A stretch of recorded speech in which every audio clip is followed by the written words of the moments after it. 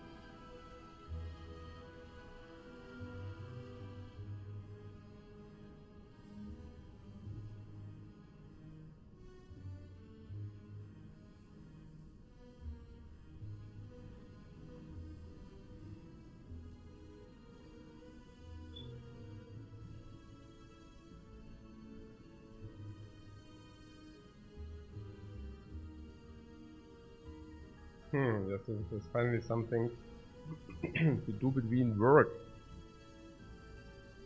Nice to hear. So, what's going on here? Yep, this is this. Let's go.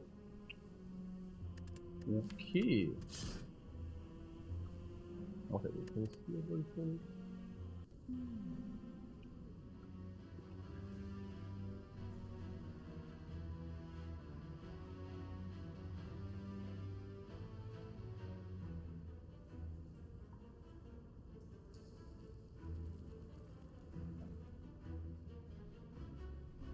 These options are trash. Best is very likely upgrade a card, and upgrade a card is the bash. Gives us good fight against cultists, gives us good fight against Maw, gives us good fight against against those. Even against Grey Slime, Green Slime sometimes. Honestly, there is no alternative. We can just blindly do it. Like, this is the only play. To remove 2 sucks on the Ironclad, because if you remove strikes, you basically opt out of perfect strike. basically blocking a way to victory. Yeah. What? Lord Leso says, I think it's time to take the random boss relic. It's never time to take the random boss relic on the Ironclad. I think we could... I mean, you know, there is nothing like... okay, look. You have always the random boss relic option, and then you have other options. And other options have different payouts. Usually, these different payouts starts at 100 gold. Why? Well, because upgraded card is basically like 100 gold. Or transform one card is like 100 gold. You have three options, right? I mean, Neo's Choice is also very often 100 gold. The option where you pay something and you receive something, it usually at least 100 gold. So, it actually starts at 100. And then goes up to around 180 in the best cases. Why 180? Naja, because you have either a single option which can be 180, but that's not true because a single option can usually not be 180. The best single option is probably obtain a common relic, and that's probably 150. Am I still recovering on fine now? Well, I'm recovering. I'm not 100%. Like I still is a little bit sneezy, but I'm definitely on the way of recovery, of course. Yeah, I mean, sure. So not back to jogging. No, I'm not back to jogging, but that's yeah. No, I'm getting better. Like I'm healthy and so on, but yeah. I just have it in the title, so not every 5 minutes somebody comes in and says, hey, my voice sounds a little bit ill. For those who didn't watch me the last week, they come in, they say, hey, are you ill? Because your voice is still a little bit, you know. And I'm like, okay. Yeah, so better leave it in the title so we can focus on the gameplay. So 180 is like the common relic. The common relic is usually 150.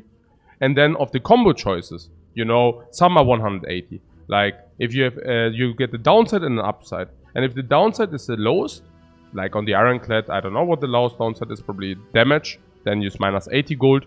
On the other characters is minus 7 max HP, minus 70 gold. And if you minus 70 plus 250 gold or plus random rare relic, sometimes that can go up to 180. So what am I talking about? I'm talking about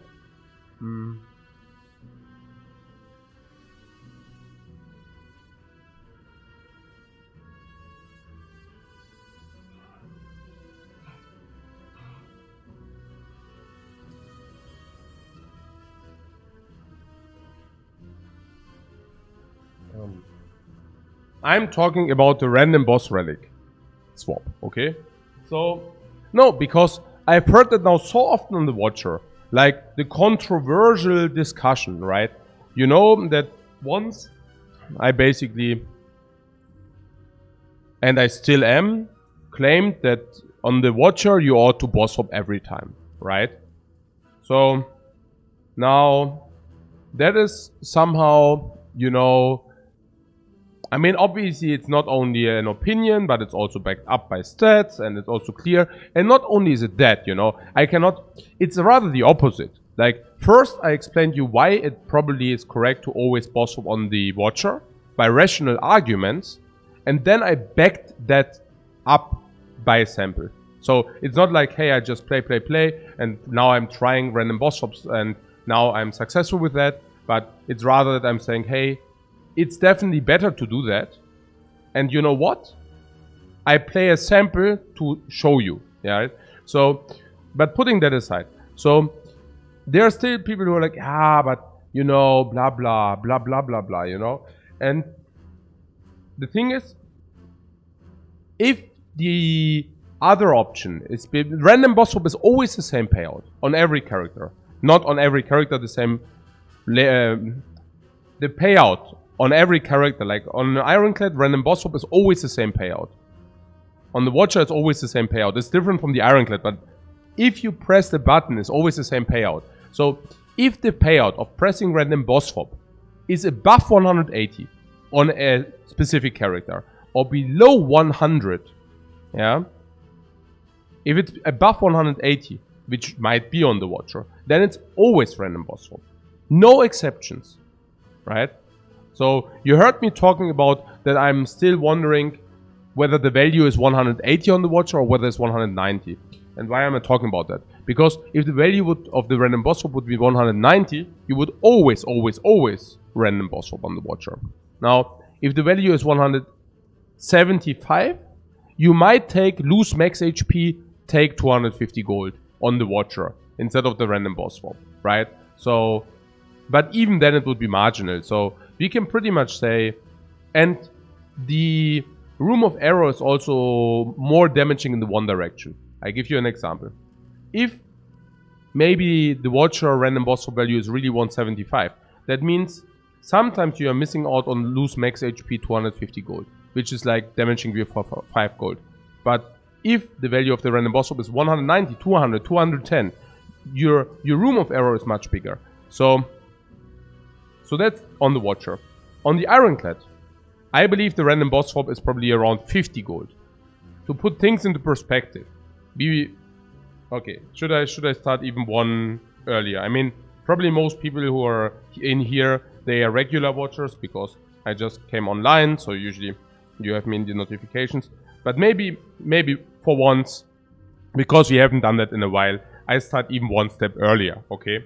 So how do we define the value of a random boss swap?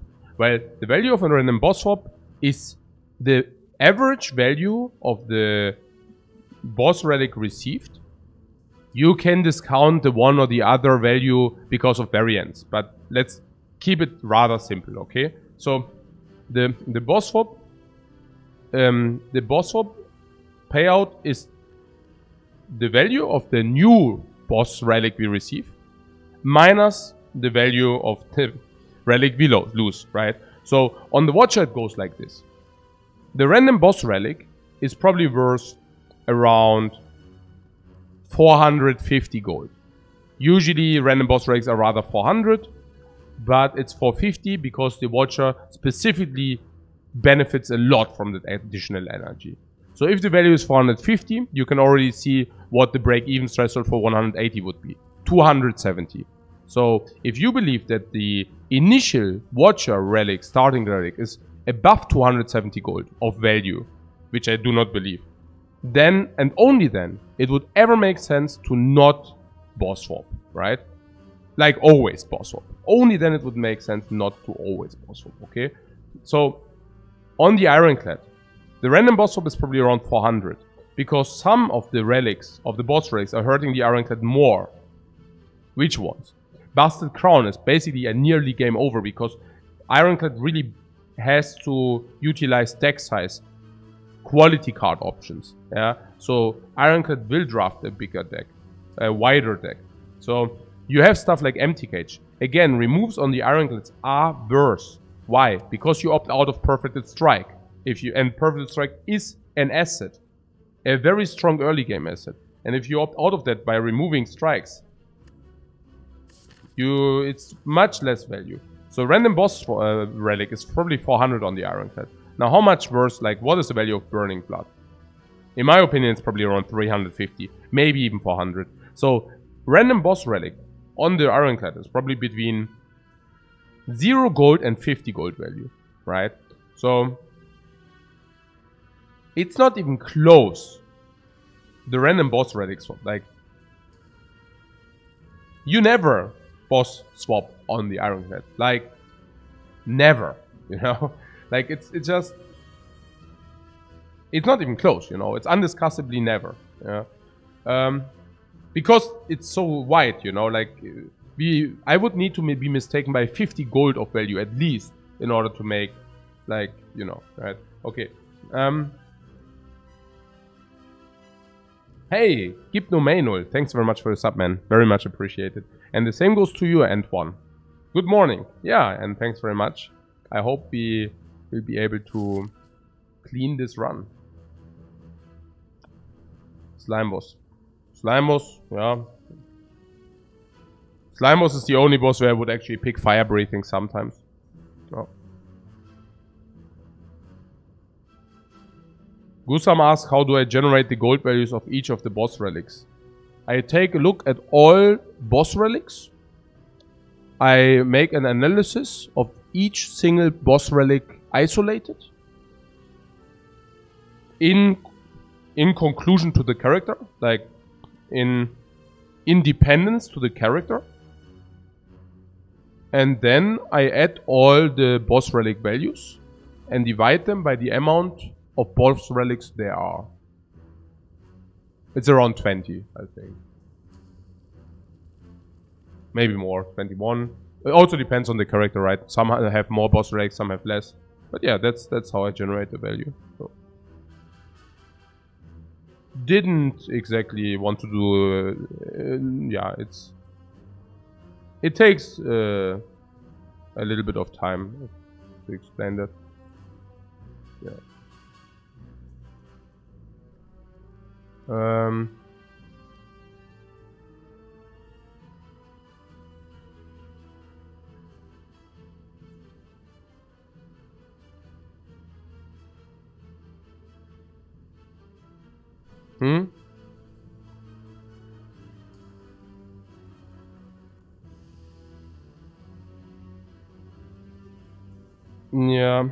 Yeah, basically like through amazing says to SBW's question, game experience, but also always like assigning values, reality checking values, adjusting them if needed, not adjusting them if not needed.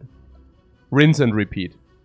Putting the new values, seeing whether they are accurate, reality check, rinse and repeat. But with analysis. So, okay. If I'm assigning values to, I mean, as you see, I assign values to card picks, max HP, HP, and all those things, okay? So, how I do that is I go first into an analysis and ask myself, from the analysis, I concur that values should be this and this, okay?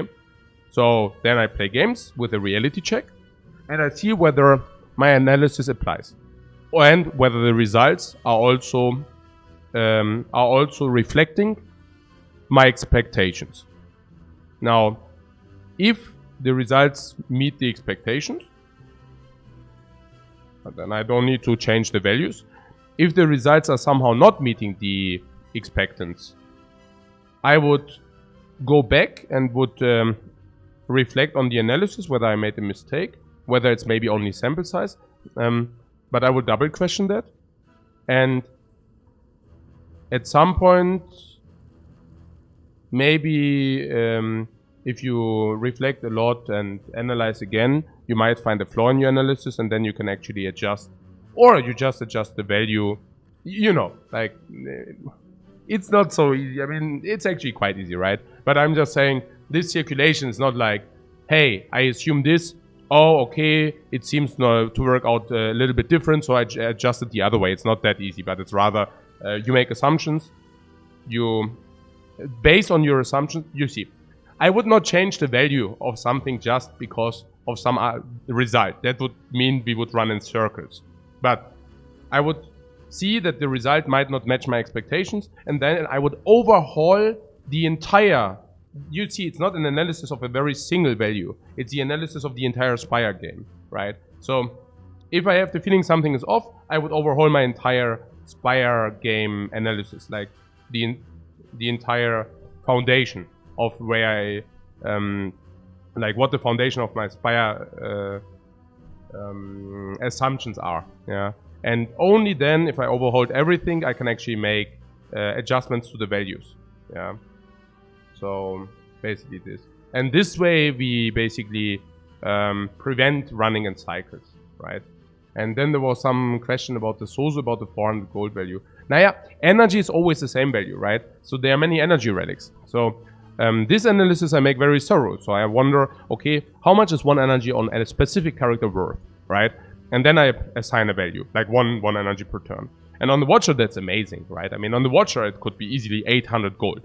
Like a relic which reads gain 1 energy every turn could easily be worth 800 gold on the Watcher. Maybe 750. Whereas on the Ironclad, it's probably not worth 800. Like such a relic would probably be only worth 700 or 650 on the Ironclad. Or on the Silent, right? Okay. So, and then the Sozo has a downside, and I did it the other day. I explained like how I, for example, evaluate this downside of the Sozu. And that being said, you are talking about 400. I don't think that it's like 400. I think Sozu is way worse than 400. Sozu is probably rather on 200 gold or something. But yeah. Okay, right. Let's.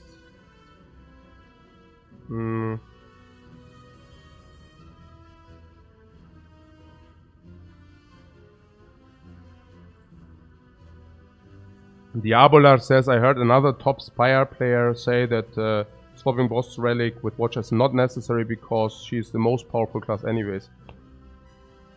Okay. Also first of all, the win rates we do display with the Watcher are unmatched, and also what I'm saying is there is no reference. Like on the win rates we play with the Watcher, there's no reference. Like nobody's even coming close to that, right? I mean, just like because you reference, hey, there's another player who is also doing very well, you know, but there is nobody who is doing even remotely as well as we do on the Watcher, yeah. Just to put things into perspective, right? So I wouldn't. What I'm saying is, you cannot say, hey, that player is also doing amazingly well. Maybe we are wrong, you know, because there is none. But no, because you could do that, right? You could say, hey, there's somebody who's winning way more than we do on the Watcher, so maybe his approach is the right one. Okay. Now you're saying because she's the most powerful class anyways. Maybe I can hear where he is coming from. So probably what he or she or whatever might imply is that the Watcher is so powerful that you do not want to take the risk of a very random, like of a low roll, right? Like there's, for example, the empty cage, and the empty cage would be quite a low roll. So he wants to take, or he or she might want to take out the variance, right, of the Watcher. And I think that's the wrong approach. I mean, there are 20 rolls.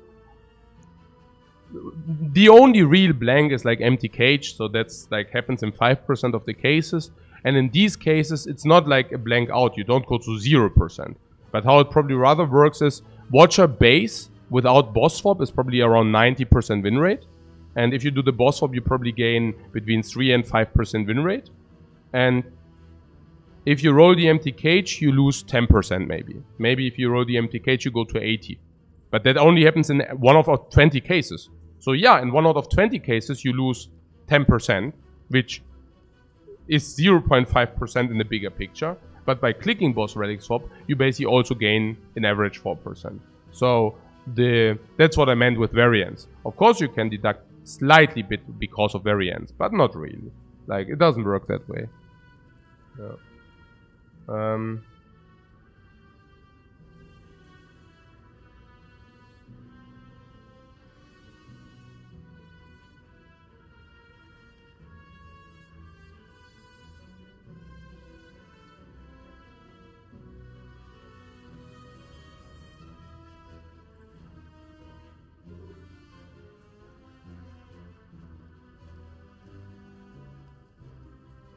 Okay. You value my opinion at least 400 gold. Thanks, guys. Thanks. Can you make a bank transfer to the Spire? My bank account is 4KXY. Okay. If you could give me the transfer into this seat immediately, I would appreciate. Okay. So we have 3 late elites. That's huge. 400 gold plus tax. Yeah, 400 gold plus tax.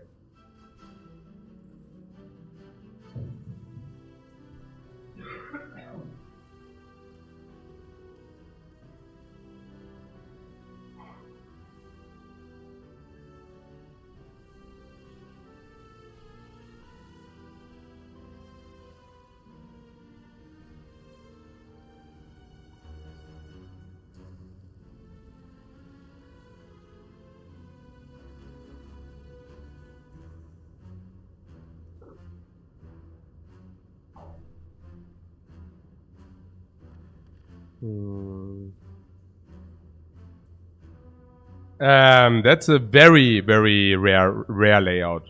Look. No. That's a very special layout.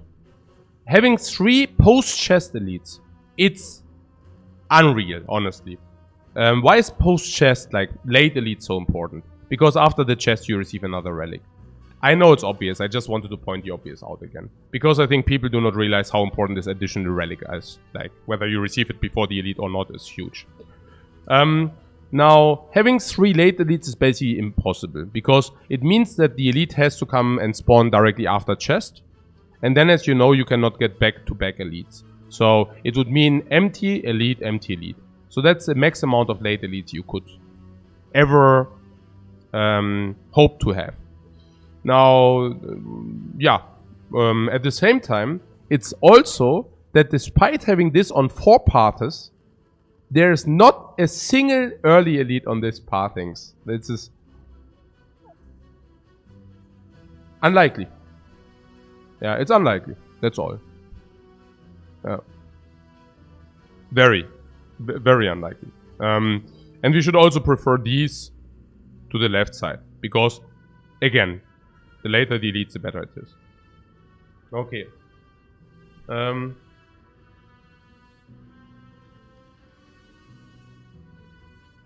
About the losses on the Watcher. Okay. I mean, they were with the curse spell. But also about the Watcher. Just also another word to the boss swaps. Look. I mean, and this is something which many people also might not really understand. So, on the Watcher, now because of this argument, like back to this argument with, hey, the Watcher is so strong anyways, so who cares about the boss swap, right? And I think it's so wrong, because that actually also just means that you didn't understand anything about the Watcher. So, the Watcher is insanely powerful.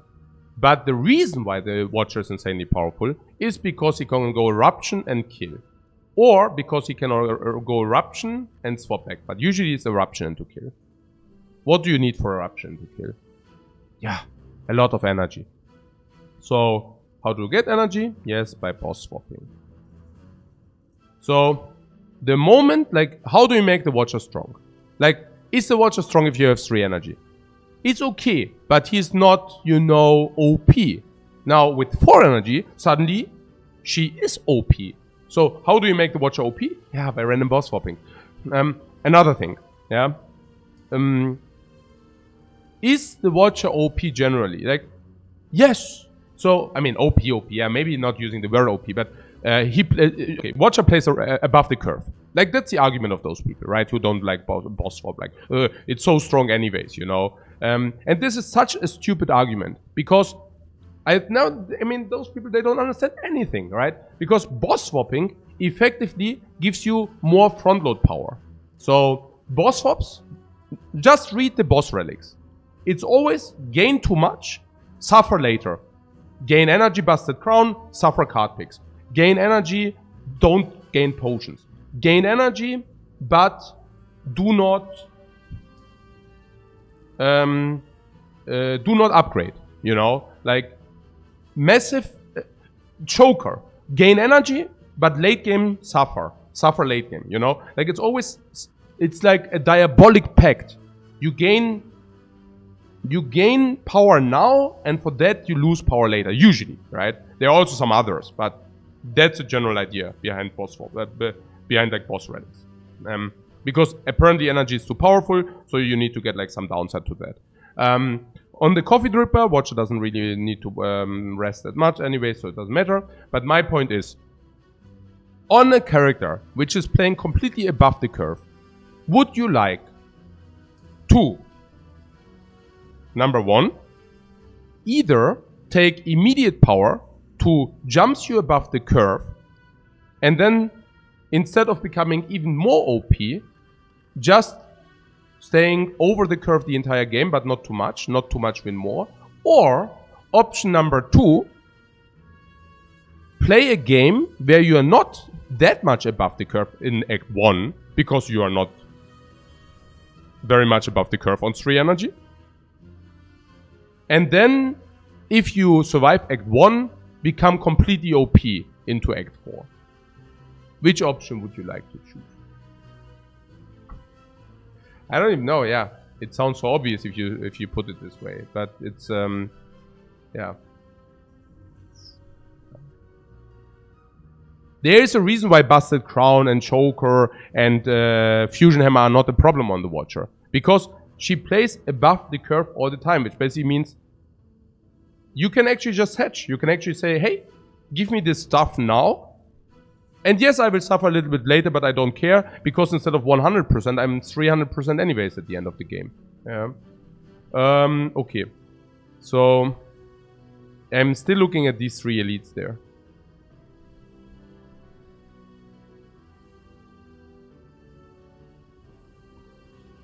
You have so much faith in piloting the Watcher as the game goes on. Yeah, because you will also become more stronger than other characters. You know? Like, the Watcher cards are OP. Everything is OP on the Watcher. Why would you like to take risks to die in Act 1? Why would you? I don't...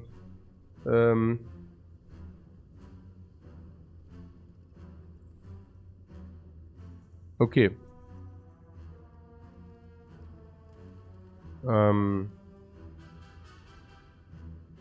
If we start left, we can take the Burning Elite if we are mega strong. Yeah, I see that too. I see that too. And also fire before Burning Elite. Yeah, I see that too. I see exactly the same. Yeah. I'm also wondering... I mean, it's not even a bad pathing with these fires. The left side would make a shot. Okay, so no question marks, right? Yeah. It's also the only shop on that path. Oh, you want to maybe... interesting. But question marks do suck, for sure. Right. So, definitely not taking the question mark. Is that correct? I don't even know. Maybe this question mark is okay. Because here we might heal to 74. And if we lose life in the question mark, we can heal even more. Yeah, okay. Probably, yeah.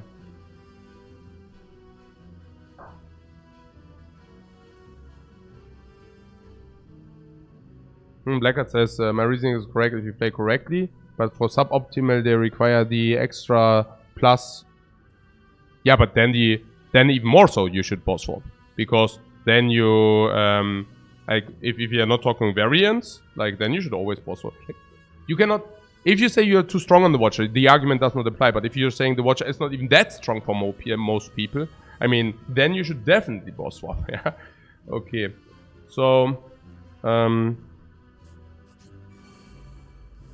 the one way or the other. Oh, what a beautiful draw. What a freaking beautiful draw. You must be shitting me. Okay. So...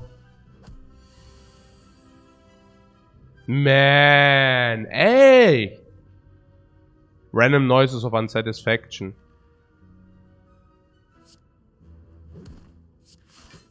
I don't even know why I went to the question mark. Actually, the question mark is probably incorrect. Probably a spew. A headbutt. It just, you know, on the slime boss it's not even that bad. On the knob it's not even that bad. It's not ideal, but... What's up?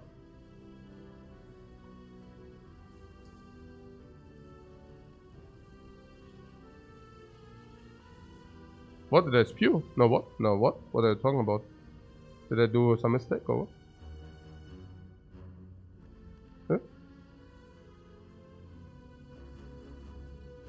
No. No, yeah, I also don't.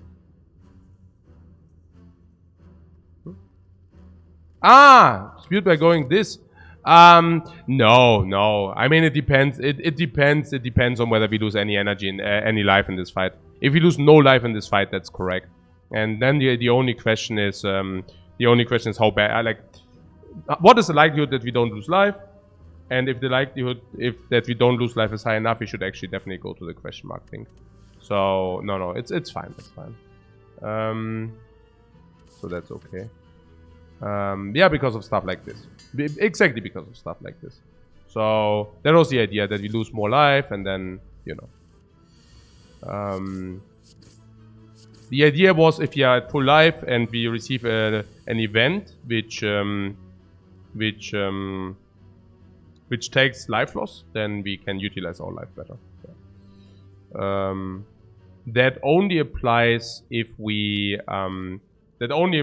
take no damage in 2 fights though. So maybe it was wrong, but that being said, I'm not very appealed by this fire into Burning Elite anyway. So I think like this we have 1, 2, 3 normals into Elite. Yeah. I don't know. It cannot be that bad. I mean, actually, nah, I don't know. It cannot be that bad. Nah,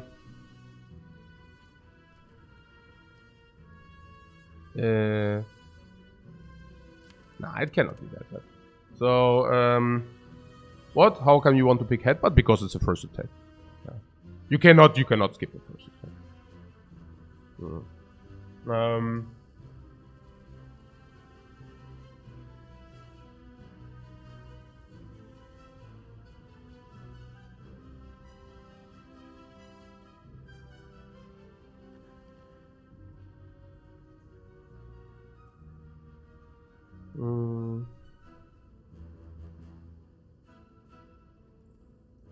Oh yeah, and it's also the best against Slime Boss, yeah? Also, against Hexagos, like, yeah. Headbutt is also the best against Slime Boss. What Headbutt the Death plus into Death, yeah? Yeah, or Bash. I don't know. I mean, Bash is by far the most, no? Damage? I mean, is it? I don't even know. Probably not, right? This is 18, puts it to 15. This is 10, puts it also to 15. So, no, Headbutt is probably correct. And then we block 8. We block 13. It's 18, it goes to 15, it goes to 9. No, Death Plus is probably correct, yeah. That's probably what we ought to do. With this play, we probably only lose 1 life in the entire fight, and that's good. Yeah. Now we definitely only lose 1 life. Bling! Elixir, yeah, top tier potion here. Anger is very good against Slime Boss. Very, very good against Slime Boss. Is it? Well, no. I mean, but it's better. I mean, it's very bad against Guardian. But against Hexa and against Slime Boss, it's formidable.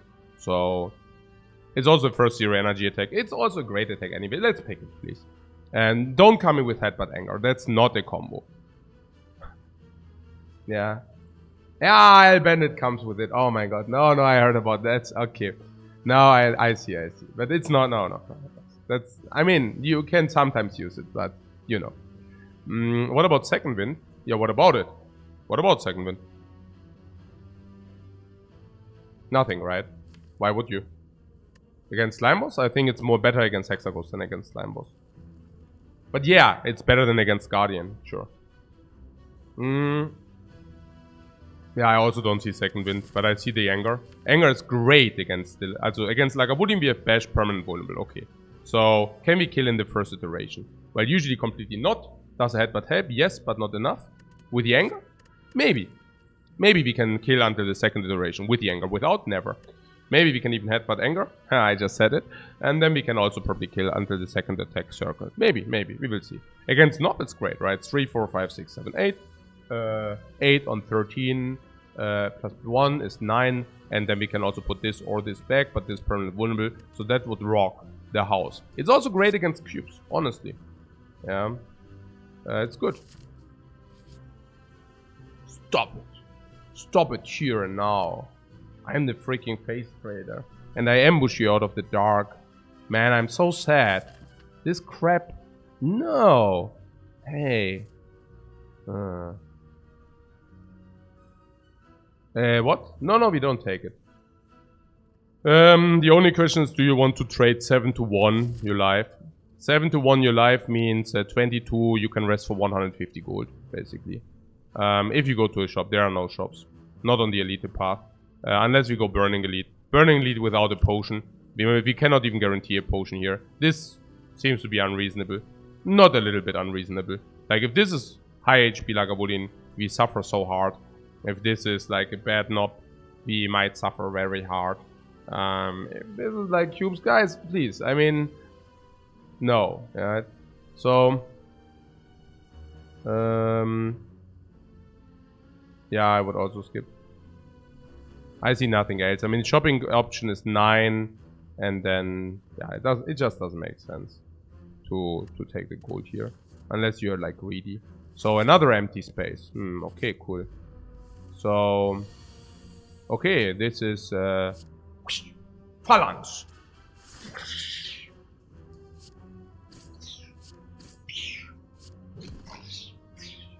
Angered strike. Bash 10 plus 9. Just block in here. We are doing okay. We are utilizing our life. I mean, we are at 45 and you know we are fighting these fights. Bam! Headbutt! Gambler's Brew. Well, at least we have full potion slots now. I mean, the elixir sucks, but putting that aside. And we already picked Anger and Headbutt, so no way that we also picked Perfect, but no.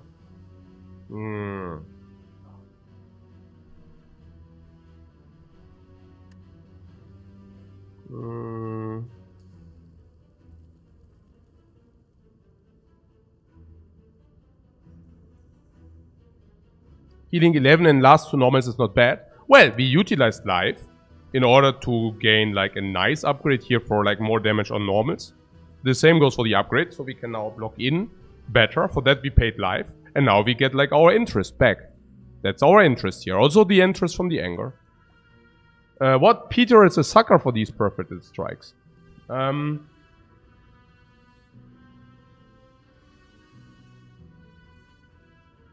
Yeah, but the thing is we already picked Headbutt and Bash, and Anger, you know. So we already have 2 heavy sources of different damage. So Perfect Strike gets quite worse having these 2 sources of different damage. Quite worse, like quite a lot worse.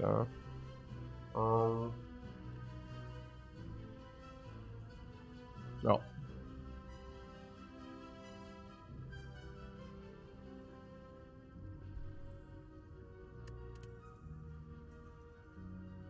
What? Hi, Crimson Man. Crimson says, what? He overlooks Flex as a pattern play, but I wonder if it's underrated. Are we talking about the same card, man? Just ignore it, please. Just ignore that card. You're doing well, man. You're doing also well ignoring this card. Okay.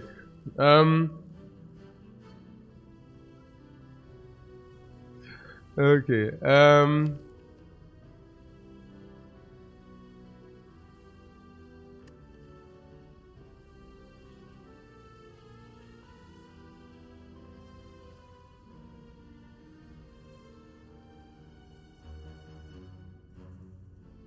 So, about the perfect strike.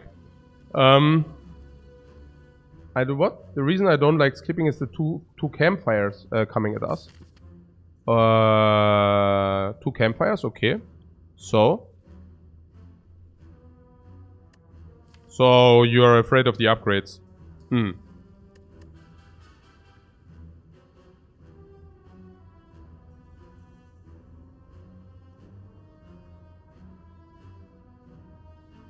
And you're saying perfect strike. Okay, if you upgrade perfect strike, you're saying it's 24 damage to energy. Is it good? Is it better than this? Probably. Is it better than this? Probably.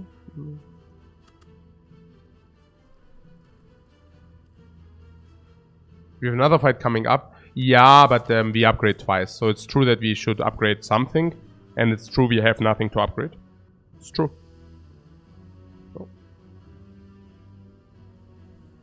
Yeah, stop with this anger upgrade. I mean, the anger upgrade is plus 2 damage. I mean...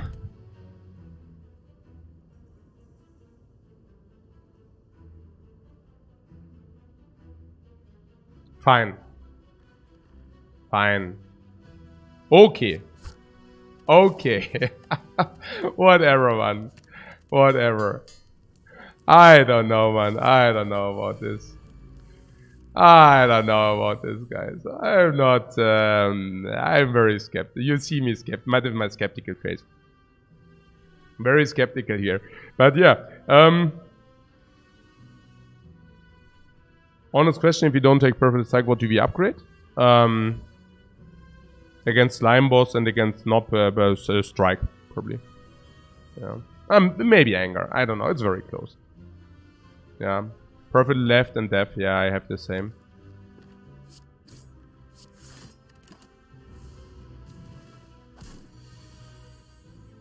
Yep. So angry!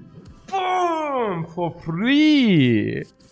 This didn't need to attack again, but yeah. What happened? Whatever. No potion. Because we have full potion slots. Yeah, this is never... This is now with the perfect strike. Holy moly, it even got worse. It's also not good. This is also not good against the slime boss. Yeah. Strike.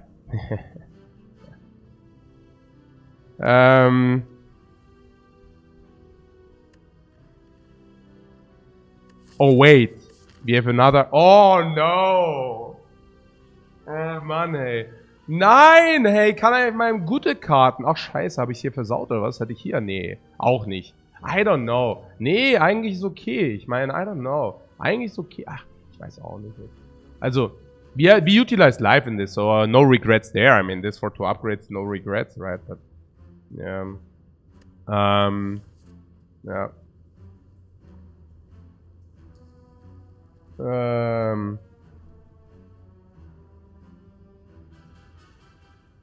No, I heard this theory with the Wild Strike and that it is a good upgrade, you know, but the unfortunate unfortunate news is that even after the upgrade it still sucks, you know, that's the problem here.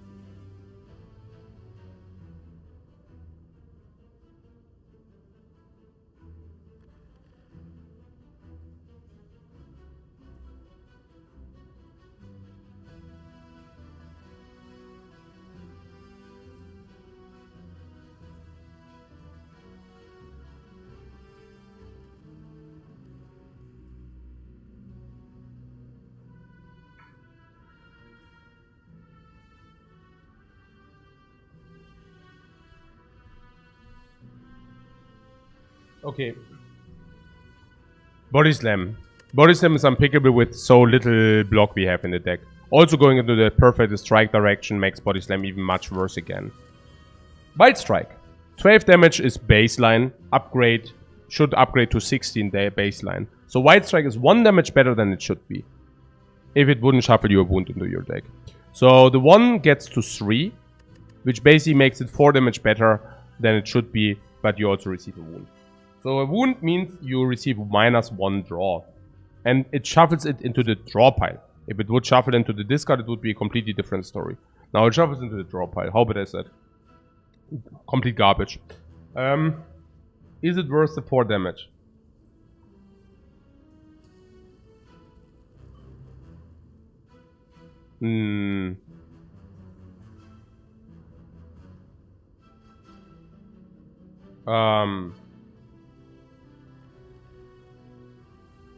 It upgrades to 17. Yeah, that's why I'm saying. Like, the baseline would be 16, but it is 1 better than it should be. And now it's 4 better than it should be with a perfect strike. But for that you receive a wound. So... weird. If you pick up more perfect strikes, the benefit goes up though. Huh? The Gentleman says, unpopular opinion, Wild Strike is a poor man's chemokinesis. Wait until we picked another 5 perfected strike into the deck. Another 4 perfected strikes later. And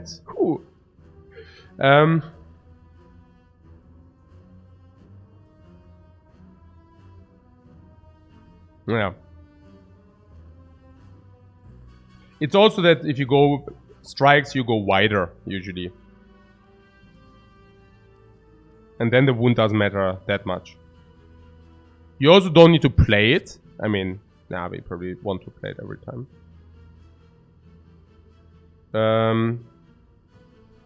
Downside of an Iron Wave. The downside of an Iron Wave is that it sucks against the slime boss. Straight up. Yeah. And you don't want to deal damage with cards which do not read strike. If you have Perforated Strike theme, right? Okay, now we can of course say we ignore this. Like that would be the other line of play.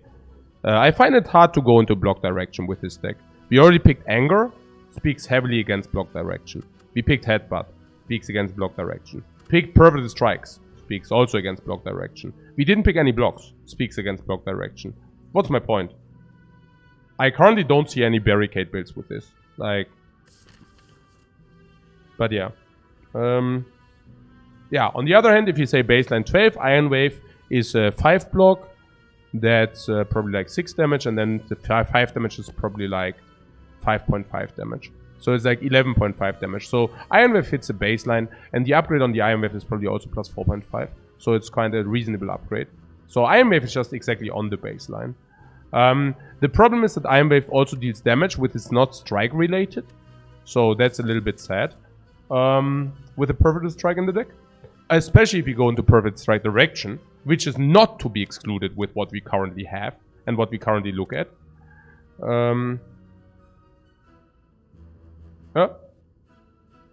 Cardman says 5, it's equals to 5.5. The imprint of a 5 damage source in coordination with block means it's 5 damage and an attack.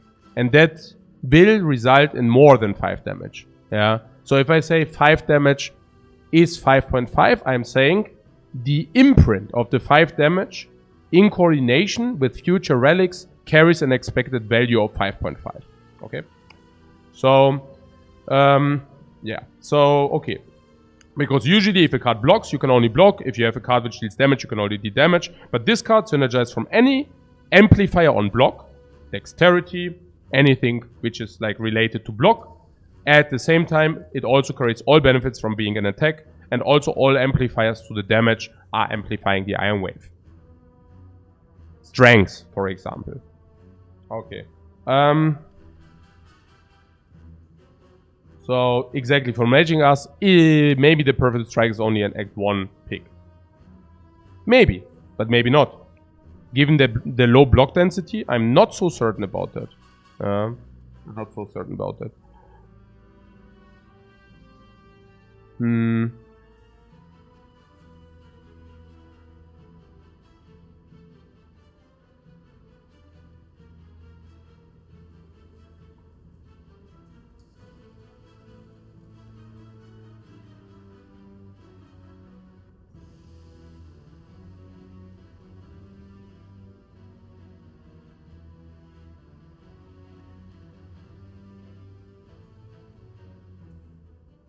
We might want to remove strikes X2 is what I'm saying, says Flowmaging.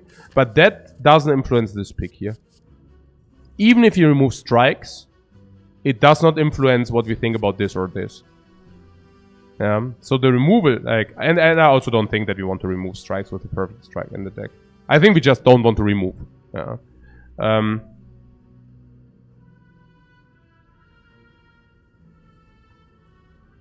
Nordka says Iron Wave block makes taking attacks easier later this deck. We don't pick any attacks into this deck. We pick exactly 0 attacks which don't read strike into this deck.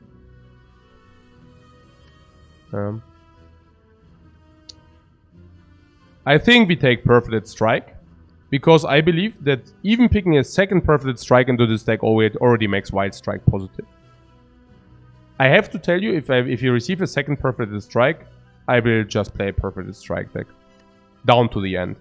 I think it's predestined against the Slime Boss.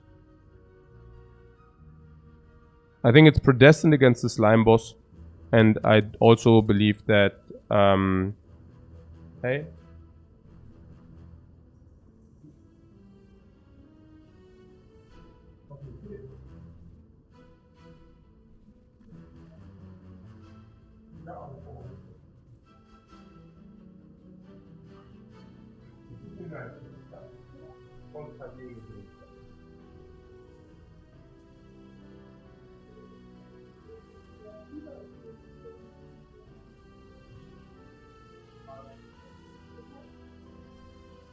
Gut, dass ich da war, gell, mit dem Ding. Gut, dass ich da war mit dem Ding, oder? Okay. Predestined? Is that predestined? No. Was?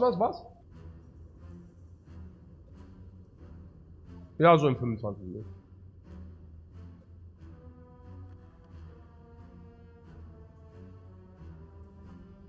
There's also the thing about the, ja, okay, in 20 Minuten. There's also the Wolf. If you get any Wolf, you can also pick that, you know. And then it's also better. Okay. Fire breathing? No fire breathing. No fire breathing. No fire breathing. Okay. So, to put things into perspective. How are we against cubes? Anger benefits a lot against the cubes. Headbutt? Well, being 12 damage is okay against the cubes. Perforated strike? Holy crap. 27. Oho, against the cubes. Uha. Wild strike? Pah! And then we farmed one cube, maybe 1.5. And I hope that the damage and coordination with Defend Plus, even if we only draw Defend Plus, we have a good block, right? For only 1 energy, so we will suffer some life loss against the cubes, but it's not that we are lacking damage. It's just that we will take a lot of chip damage against the cubes. But, you know, that's... And we also have this, so we will see, right? Against Knob. Der poor Knob, man. Ey, der poor Knob. Ey, der... Oh. Ja, nee, also ich meine, 30... I mean, the Knob... also, we can turn 2-kill the Knob, right? I mean, the Knob is very sad. And the Lagavulin? Everything in our deck is good against Lagavulin. Like... really good, like clashingly good.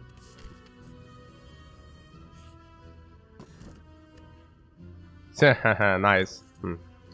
Oh, nice. Oh, that was. Ooh, that was like. Oh, that was a lot. That was very good. Yeah.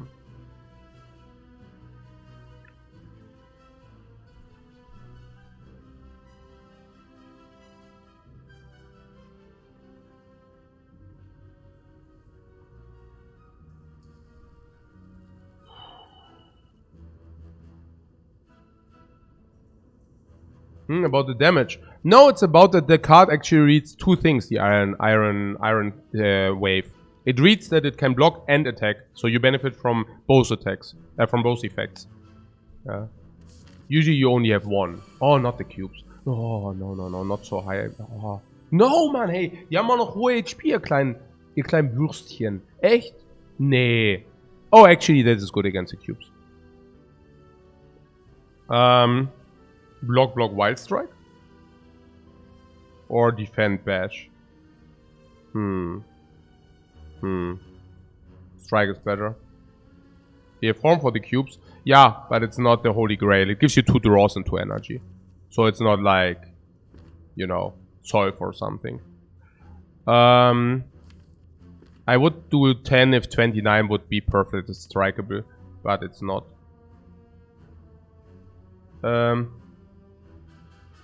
No, I would just like block Wild Strike. No? It's also good to draw the wound in the first iteration, doesn't matter. Like, that doesn't block us. So, oh, it also makes the draw better. Yeah, I like it, Yeah. What? To draw to energy is better than nothing, yeah. 22. Yeah, that makes it also headbuttable. Like, we have some headbutts there.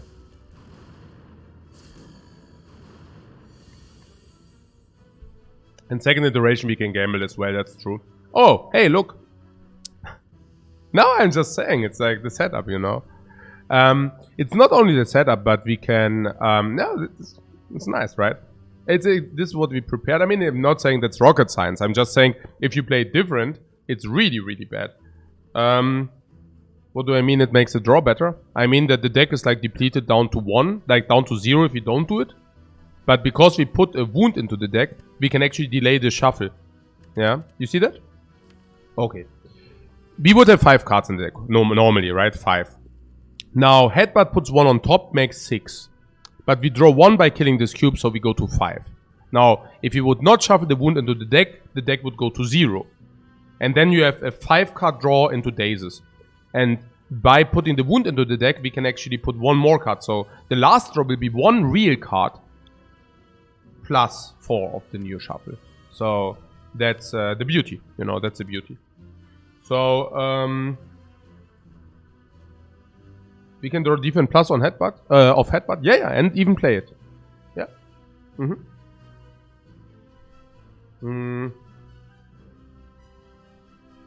Is delaying shuffle good? No, we don't delay the shuffle. We put one card between the shuffle. We are not delaying the shuffle. The shuffle is still the same. Okay.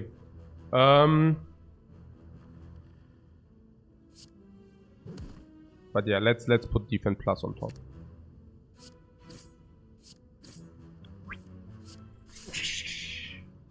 Nice.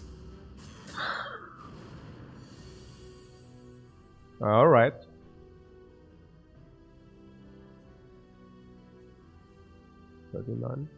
So this is a real card we draw. So we have block next turn. If you have block next turn, I would like to focus on the sentry there.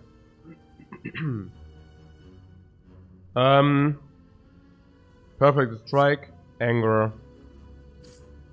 Maybe don't even need a potion, by the way.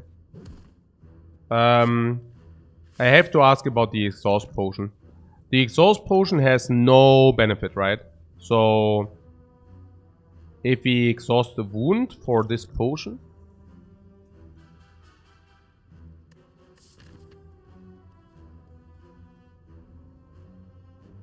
maybe exhaust potion plays against the slime boss, but not really. I actually don't think it plays that much, but yeah, but probably it doesn't even save life here. Yeah.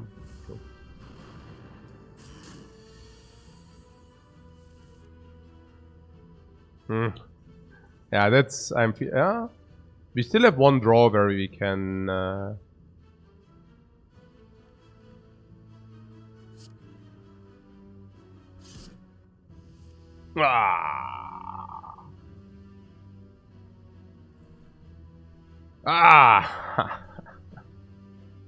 Okay.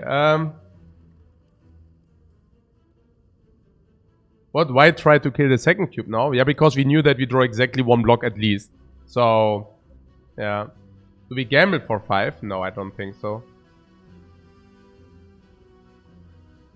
Because like this, usually yes, if this would be a real potion, I would gamble for 5. But this is not a real potion. So I think I would just like block attack. Yeah. Yeah, we also have a clean kill in 2 turns, I guess. I mean, clean is a big word, but... I mean, if you draw headbutt. Or... Yeah, I would keep the gamble. Maybe the gamble might even preserve us more than 5. If it does, we'd use it, but here, no. Look, if the next draw is horrible, it might even save us 10.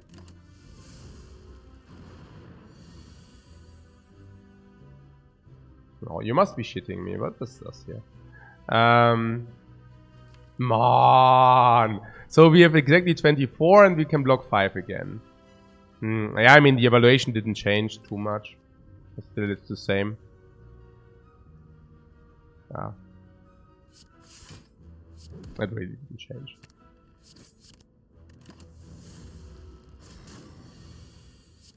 What Renwit might give us a relic for that potion. Yeah, and we don't need it because we have a lot of life, you know. I'd rather want to hedge my draws against maybe Hallway or Lagavulin or not probably not, but Centennial Puzzle. Okay. Yeah. The Whirlwind doesn't make sense not upgraded. Given out 2 things. First of all, we have Strike Deck. Second one, we already have like Gremlin Horn. So no Whirlwind. Third is not upgraded. 70 mana 6 without a potion is still a great fight. It was very good, yeah. Absolutely. It were really good draws as well. I mean, not at the end, but... Hemo. No strike, no deal, yeah. That's rather...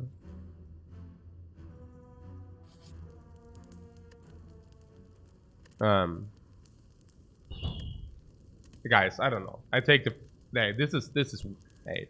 Really?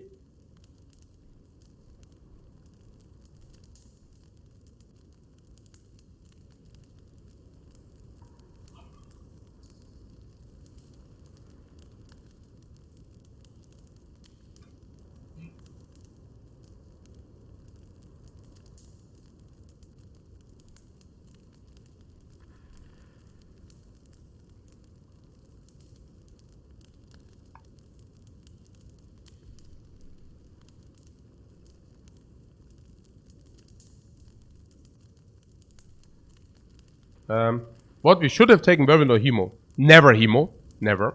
Like, even with the upgrade, I don't think Hemo is legit. No. No. Like, the Hemo with the anger and all the strike theme we have, I think it's out of the question. I don't want that, and nor do I want to upgrade it. The only reason could have been maybe the Centennial Puzzle, but no. No. I want the Bloodletting for the Centennial Puzzle. Bloodletting Centennial Puzzle makes sense. Hemo Centennial Puzzle doesn't. What? PetSmart missing the AoE? This is your AoE. Gremlin Horn in coordination with highest burst damage is usually AoE. No, if anything, it would have been maybe Whirlwind into upgrade. But being on 3 energy with all these overlay card draw, I just don't see it. Not in a strike deck. No. And I'm also not. So you want to take the key here? Yeah, probably.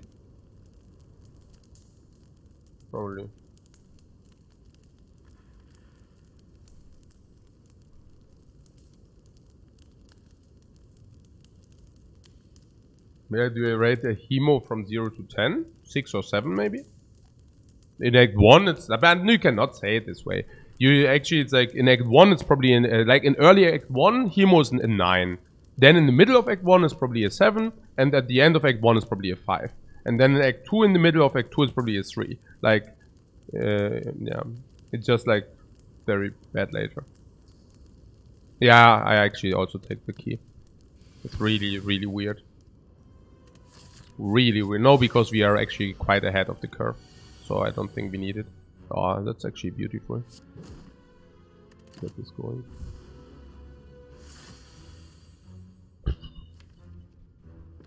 Okay. At least you got rid of the crap. Hmm.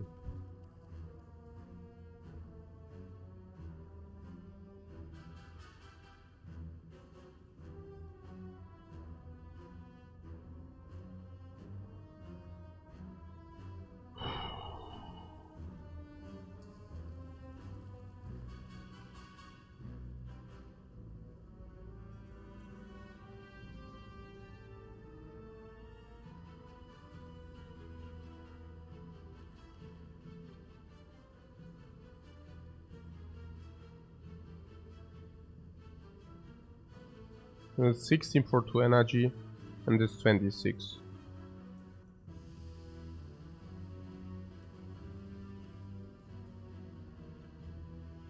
Do we want to put something on top? Anger? Maybe. Headbutt on defend plus you want. Defend plus. Could do that. I'm not opposed, then we draw it immediately.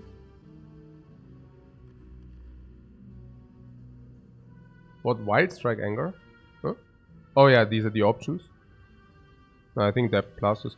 Okay, so this is a 16, so 11 for vulnerable, so break-even point is, those 27 is 11, 22. So if we think we deal 22 in the between turns. So do we think we deal 22 in the between turns? In the 2 turns in between 22. Yeah, I guess we do. Because if we only play another headbutt, or like, yeah, exactly, Wild Striker 17 already. That's also what I got. And then the Centennial Puzzle, yeah. Okay.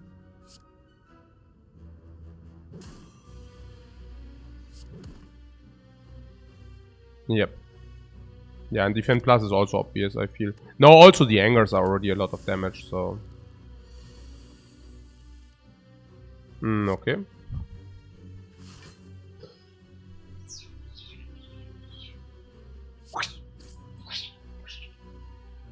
Damage, man. Okay, we draw a lot of cards here.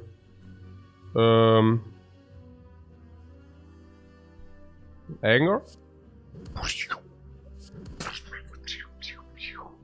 Where is the freaking Wild Strike? How much is it? Wild Strike would have been lethal. Is that also lethal? Is it 36? We can block 10 for sure, says from Maging. Yeah, or we use the Gamba Potion and save 10 this time.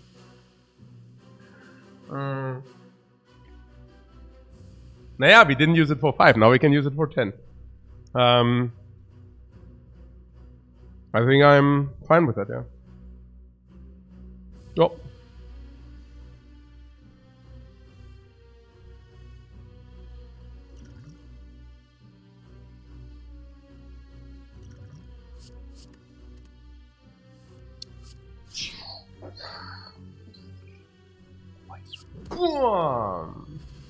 Yeah, block potion. Opens the potion slots 10 life freaking retain question card. Shrug it off, yeah, sure. Absolutely 100%. Immediately call. Shrug this off. It's a nice block we need, man. Her damit. Huh. Scored by flames. War. Sentries. Oh. Ah, they spotted us. Oh, they spotted us, man. And suck into the next fight.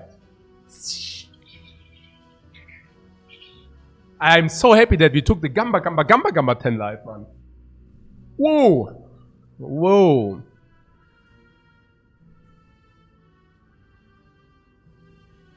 Okay. We take damage, we draw cards, we definitely put anger on top. Why? Well, obviously, right? We draw 3 extra cards.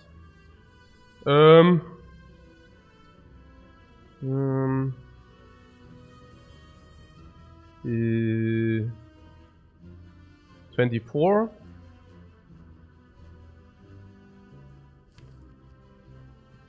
Low HP cubes. No. They are also hovering around the Spire. So they are probably a little bit weaker.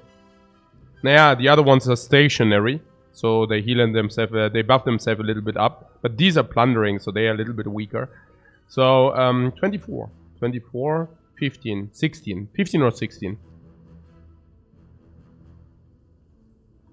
Is there any reason why we should not do something to 16 than 15? 16 is kill this. 16 is kill everything as well. So we should probably pinpoint this. Yeah. 24 front, yeah. Then we also have back 39. Because you might say, okay, but why is it important 40 or 39? Perfect strike. 27. 27, 2 strikes, kill the back one. Should matter really, says Antoine. Oh yeah, it matters. Yeah, it matters. Oh yeah, it definitely matters. Oh, we can even choose. Amazing. Hand being deployed.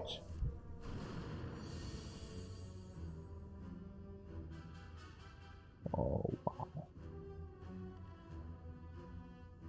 Oh wow, we can ditch the back one.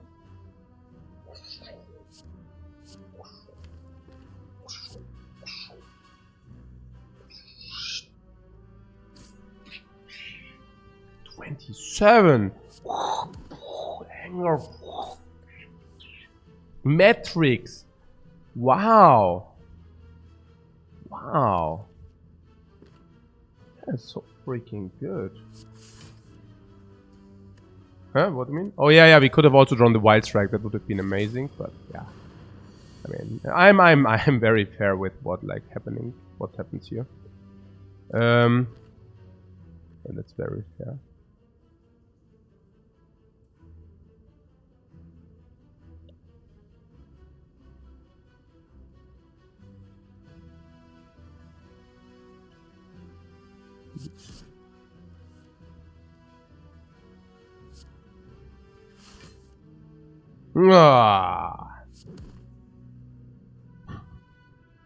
We can block 2 or we can deal 21. Whoa!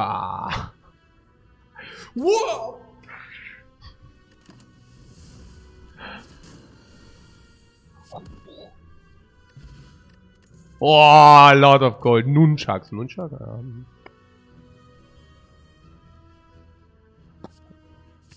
I see garbage cards and offering. No, not my friend. You chose the wrong guy to rob. Nope. Bam, nothing. But this after like kill turn 3 confirmed many options. I heard we are energy lacking, energy stuff. Bam, white strike and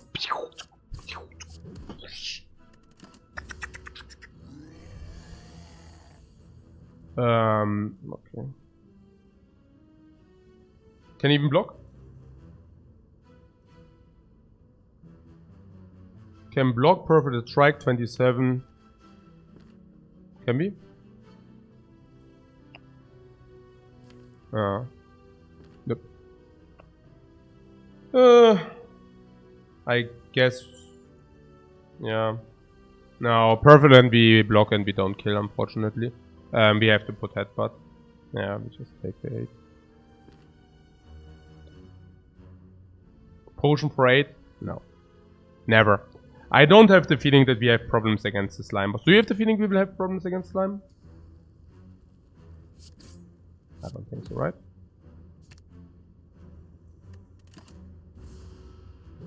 Paying 8? Yeah, we solved the fight for 2 life, which is...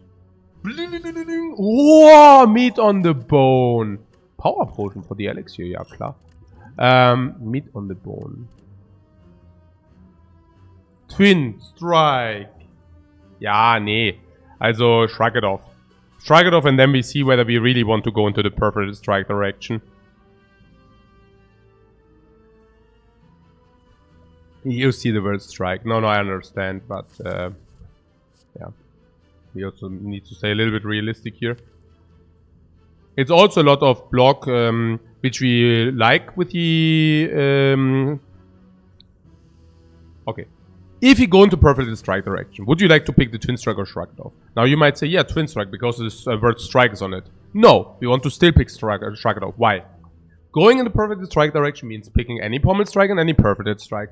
And that on sometimes twin strike, and also any upgrade strike. And that means we will go wider. If we go wider, we need more blocks. So even if you would like to go into the strike direction, I would still pick shrug it off. But if you are not going into the strike direction, I don't need to tell you. Yeah. If you are not going into this is like so much better. So how many? 3 real blocks, 6. 6, 18. Pretty balanced block game we have. Also nice attacks. I mean, but yeah. Oh, okay, whatever.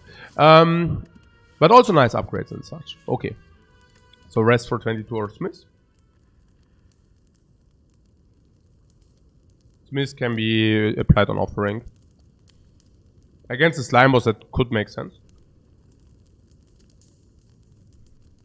31 life should be also okay against the slime boss. Smithing offering is quite powerful specifically against the slime boss, I think. Offering overdraws with puzzle. That is true. So let's take the key. Then. Oh, wait! We cannot take the key.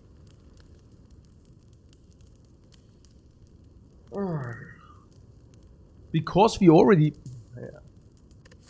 Yeah. 1, 2, 3, 4... How many campfires are that? Hey, man, oh man, hey. We certainly don't need an armament. So much is secured, but...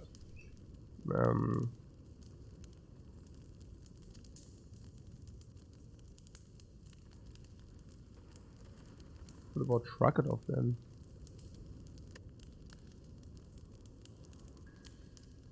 This act was only campfires and leads, yeah, that was pretty funny. Resting seems very unnecessary. Yeah, because we are, okay, also because of this. Also because of this. Yeah. I mean, because of this as well, Then we have this against slime boss, which is good. We have this, which is good. We have this, which is good. We have this, which is good. We have this, which is good. We have double potion. Yeah. Could even use a power potion. Okay. Can we talk about this yeah, basically Gentleman asked already the question. Did you follow our potion drop rates? So there were 1, 2, 3, 4, 5, 6, 7, 8 fights, and how many potions did we find? We found these 2. We found the Gamba potion and the elixir, right? So potion drop is 40%? Yeah, I guess so. So, we,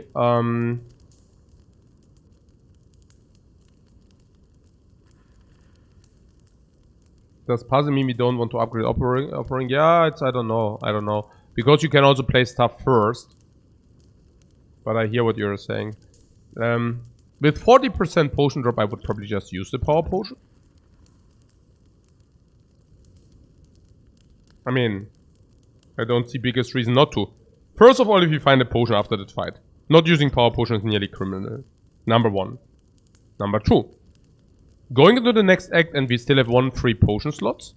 We never want to use any potions. Because we want to go to Half-Life ASAP. Basically meaning the first fight, we never use a potion. Then we might find a potion. We go into the next fight. If we are still above Half-Life, which is probably likely.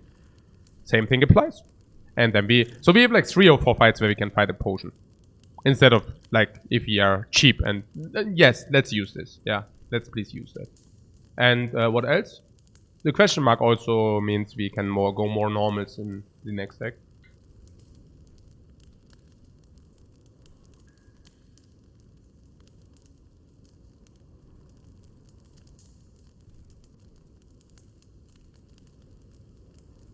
And sometimes the puzzle will also be procced already as well.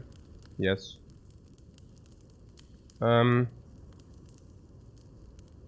Is resting off the table. Yeah, that's what we are currently trying to evaluate. But I believe it should be off the table. Because we are in a very aggressive high damage deck. Against the Knob, we actually dealt in 3 turns. Against the Knob, we inflicted 110 damage. I believe we might have low rolled against the Knob. And now we even have the offering as well. So we never rested.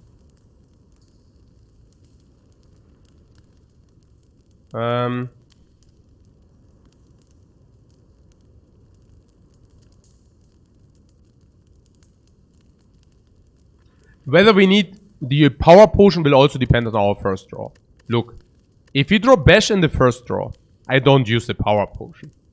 But if we do not draw the... like, if you do not draw Bash turn 1, or maybe we draw too many blocks, you know, then it's different. Okay.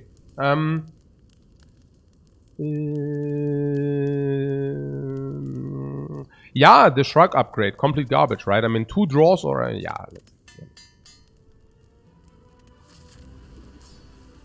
Okay. Here we have 40 damage turn 1. And we also get additional energy. And we get cards. Maybe we just don't really need it. 44 already. Depending on the next turn draw. We also...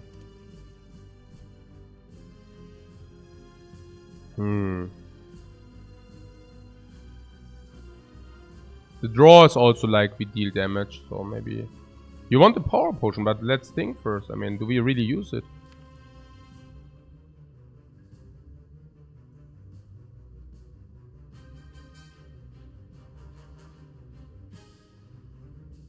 We might, right? Yeah, we might.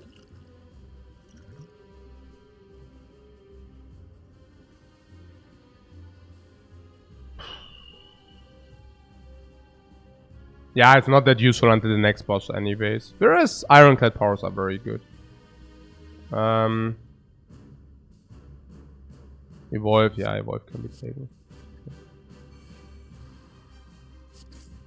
Yeah, also makes Wild Strike better, of course.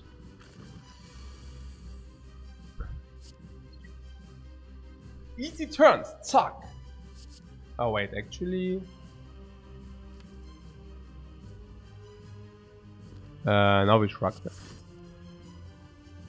Ah, one of the cases where... Oh, no. No, actually we just draw 6. We could draw 7. Wait. Or we just attack.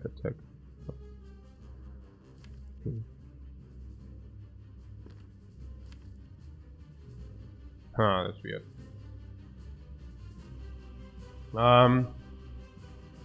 Hä? Was für ein komischer Draw jetzt?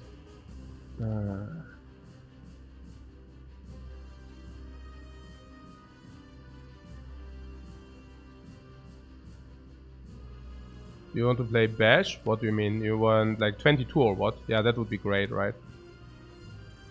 Yeah, okay. So we play Headbutt. Perfect Strike. Is it the best, the perfect? Yeah, probably right. And then Bash or what? Like this or what?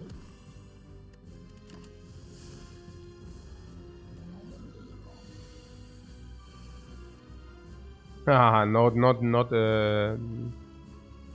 so shrug it off oder was? Ah,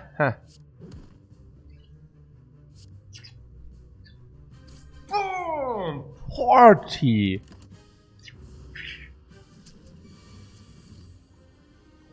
damage, man. Is that X? Interrupted and dead. Interrupted and dead, guys. Okay. Oh. Yeah, I could have nourished the Nunchuck, but given that we have meat on the bone, I don't nourish every fight. That would be stupid. Hey, there are 4 choices. 4. And it's like, garbage, garbage, trash, crap. Okay. Also. Very, very disappointing choices here. The tap? I don't think so. Yeah, with meat on the bone, the offering is not bad. That's true. And not only that, but it's also with the Centennial Puzzle, it also is better. Yeah, we can use offering Centennial Puzzle. It's not bad, but I'm just saying these 3 are complete trash. Ah, Snacko Eye, now that we picked up the offerings. Yeah. Ja, Mann. Geil. -1, break even +1. Break even -1. Or Sacred Bug, unpickable. Or Astrolabe, transforms 3 cards with a permanent strike in the deck. That's so amazing. You must be freaking. You could Astrolabe on the Anger. Why would we do such a thing? No, if we Astrolabe, we would probably Astrolabe 3 defense. If we Astrolabe. But honestly, it's just a freaking Snacko Eye. Why? Yeah. It's like break, yeah, +1, break even -1 is -1, but it's like, oder nicht?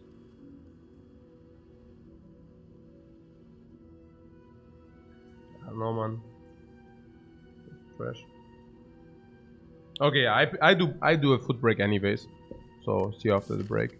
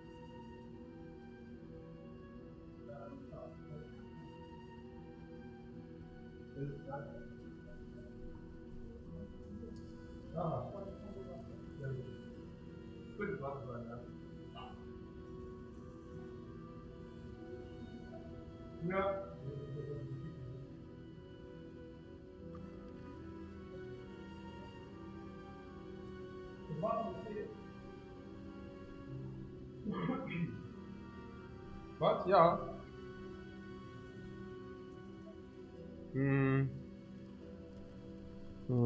War es eigentlich draußen so mega hell oder warum hat das so geblindet? War schon mega hell, oder? Ja, ich wurde voll die ganze Zeit irgendwie geblindet. Irgendwie. Voll krass.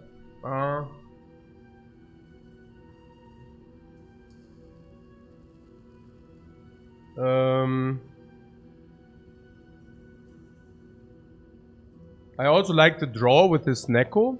Because we are not... These 5 will stay in the deck. Now are they curses?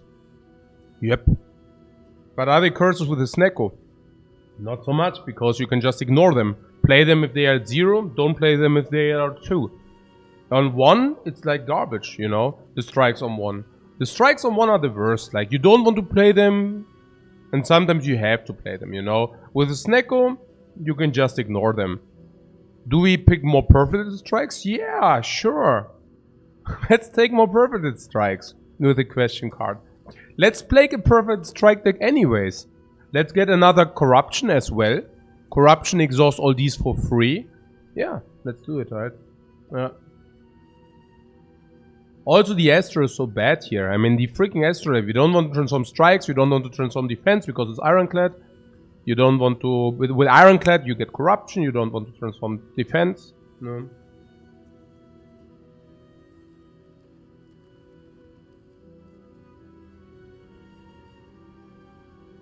What?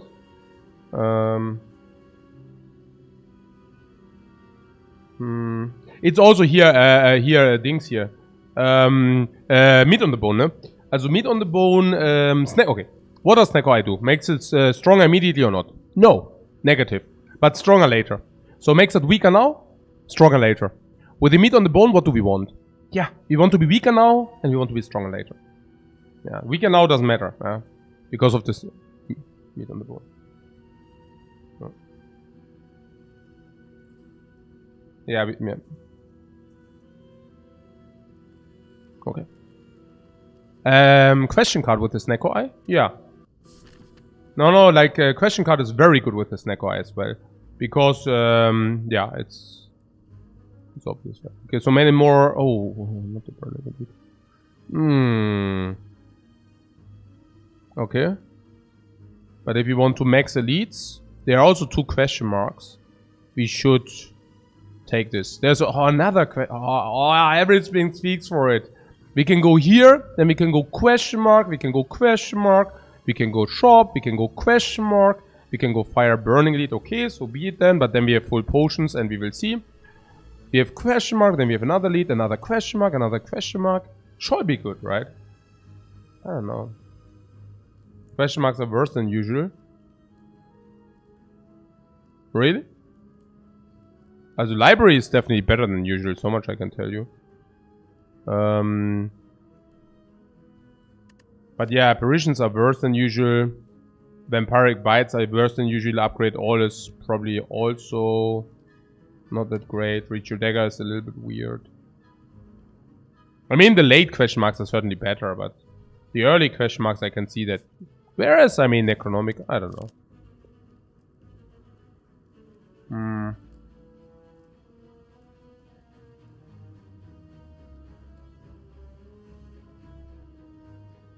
I can go also to this elite, yeah, but then we are missing an elite.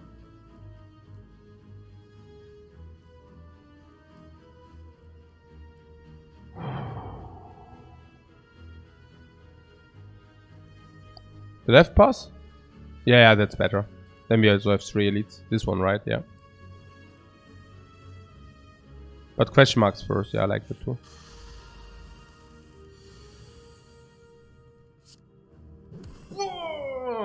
For free.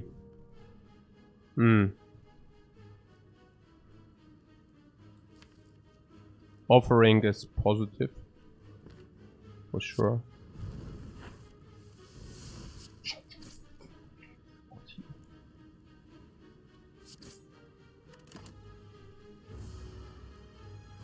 Yeah, also we can now take shuffle without shuffle. No, that's so sick.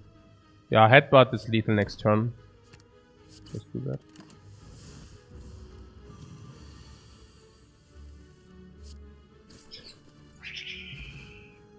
No potion, but who cares?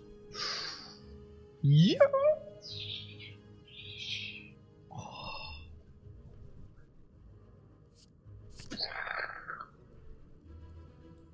Really? It's happening. Yeah. About these monster fights. I cannot really say which ones are better. Upgrade all strikes. I mean, upgrade all base is still a very good event. Library is also a very good event. Book is very good. The idol is not bad. I mean, there are also some which are not good, but you know, I don't know. Remove a card. Anger or what? Anger is the worst, yeah? By far.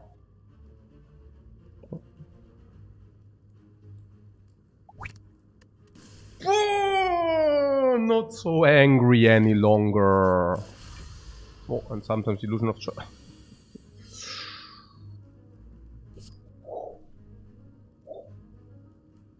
Oh, vulnerable.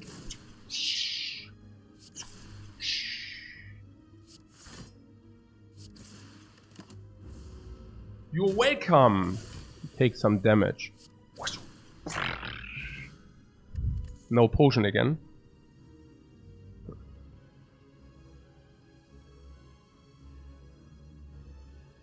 No potion? No, we have meat on the bone. We don't use potions here.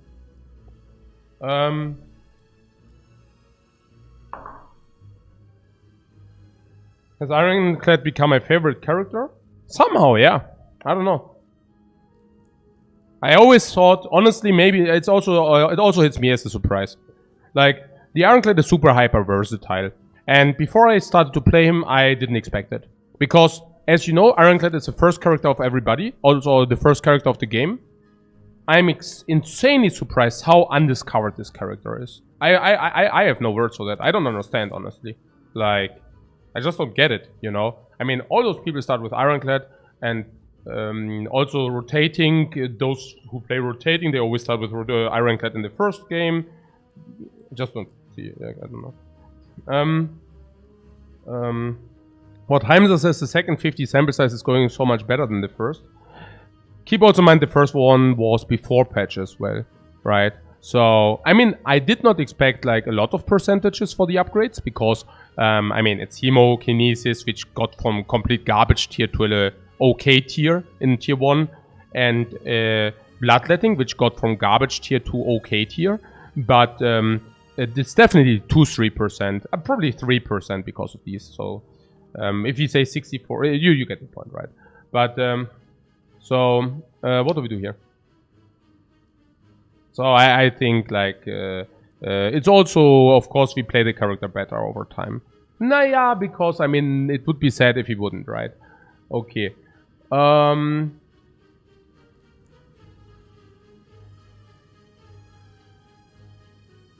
Isn't Watcher my favorite? I don't know. Watcher is also very nice. I don't know, Ironclad is... I like the self-heal thing, where you're not like prone too much to RNG. Like, Watcher is more RNG than I know it sounds funny, like, with such a high win rate.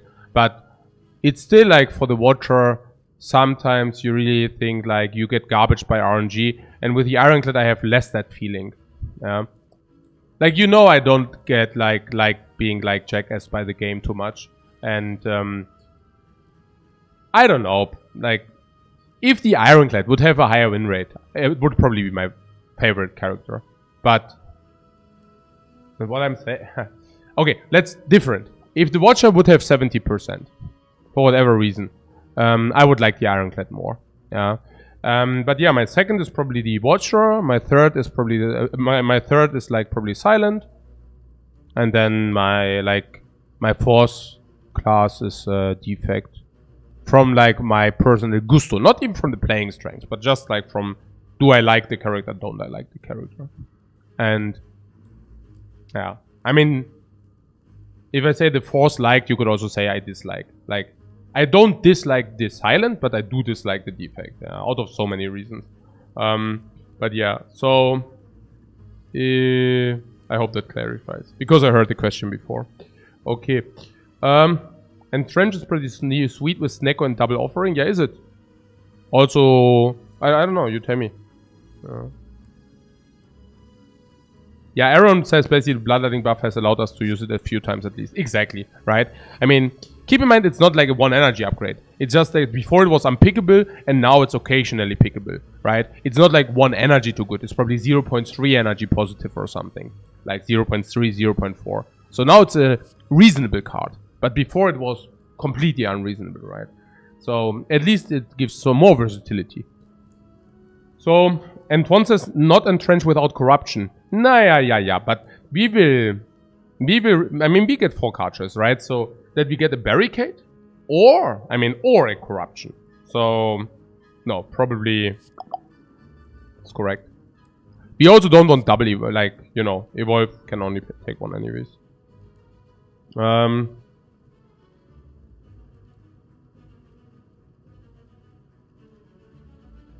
Vexler beat the whole Spire with the Ironclad. Very nice to hear, man. Congratulations. The evolve for skip? No, why not entrench?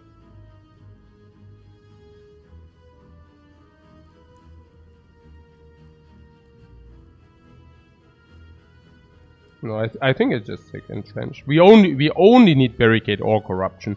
I mean, speculating on a single rare card is speculative, but on 1 out of 2 is not that speculative. Not with a question card.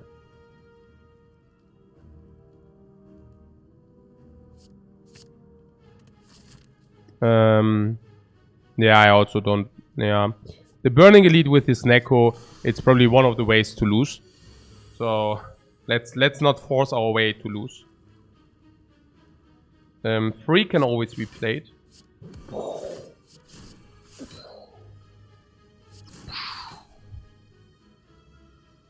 We can choose how to double our block.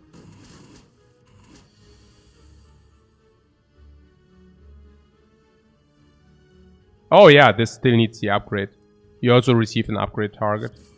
It's pretty cool.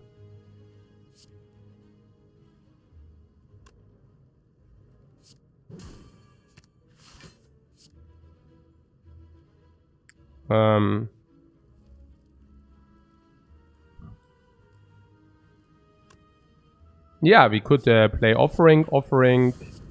That's right. For style points. Okay. Full potion slots now. Nice HP. Perfect nunchuck setup. I had to do it, guys. I had to do it. Yeah. Garbage, trash, crap, and bullcrap. Yeah, ghostly armor only with the corruption. No?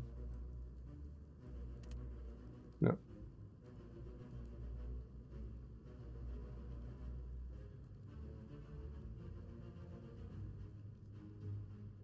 Hey, Kodomokodo says defect requires a lot of weird build. No! It's completely the opposite. With the defect, you always play the same. Every time, every freaking time. Like, versatility is going nearly to 0. Like, they're... Like, I mean, probably it's also about versatility-wise. Versatility-wise, in my opinion, Ironclad is the most versatile character of all. You can have the most build, the most different builds. All are viable, or nearly all are viable, and completely depending on the cards and the relics you receive, you have to do completely different things in order to min-max your win rate. Yeah, completely different things. So now, that's why I love Ironclad. Now, Watcher is more versatile than people might think, though not even close to the versatility of Ironclad, but the random boss relics from every game makes the Watcher automatically versatile. So the versatility of the Watcher doesn't necessarily come from the cards of the character, but from the forced boss swap. So that makes it insanely versatile. Because, well, obviously, right? I mean, Pyramid runs are specific. Snake Eye runs are specific. Choker runs are specific. Blah, blah, blah, blah. Broke, busted crowns run are specific. Okay. Silent? I believe that like Shiv and Poison builds are roughly the same strengths. If you are not a strong player or a very strong player, once you are a very strong player, might even be that Shiv builds might even be a little bit stronger. Yeah, Poison you need to think less, right? That's why also Poison builds were more prevalent in the past. So I guess Silent is less versatile than Iron, like way less versatile than Ironclad, even definitely less versatile than Watcher. So that's why I like him the third. And defect. I mean, if the Silent was not versatile, I mean, I don't even want to talk about the defect. Yeah, as a defect is just like sadness, like in all effects, like sadness random wise, sadness build versatility wise, sadness setup wise, random in the card RNG, random in the setup RNG, random in the relic RNG, like just so bad. Like you know that many relics are just useless on the Watcher, well on the defect. Okay, like enough of this hate. Let's focus on the positive things. Okay, not this pick. Let's go to the shop.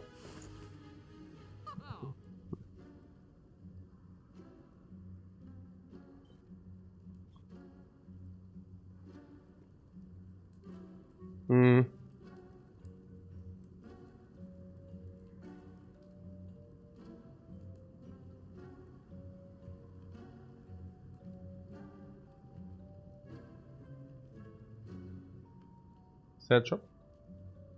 That's one expensive pair. Do we want to buy the waffle before we buy the pair? Open question, not so open.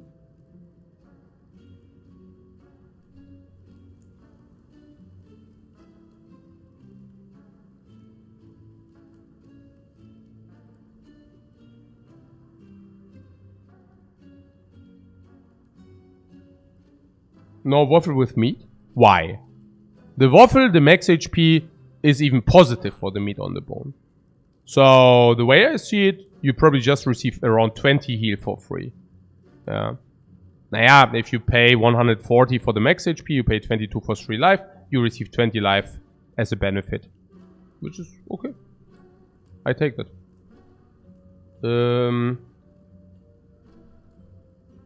When's the next shop?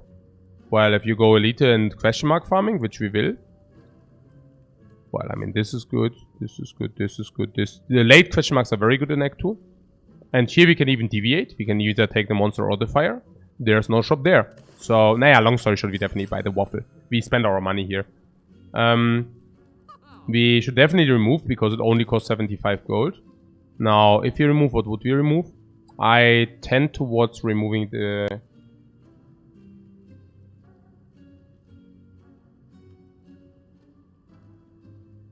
we could make Entrench cheaper. With the Enlightenment. Yeah, Enlightening Snecko is something which is possible. Yeah.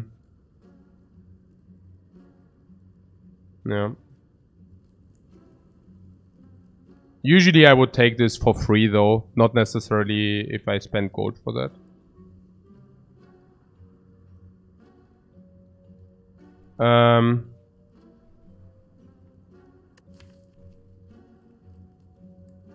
Yeah, remove defend is better than remove strike with 2 perfected strikes.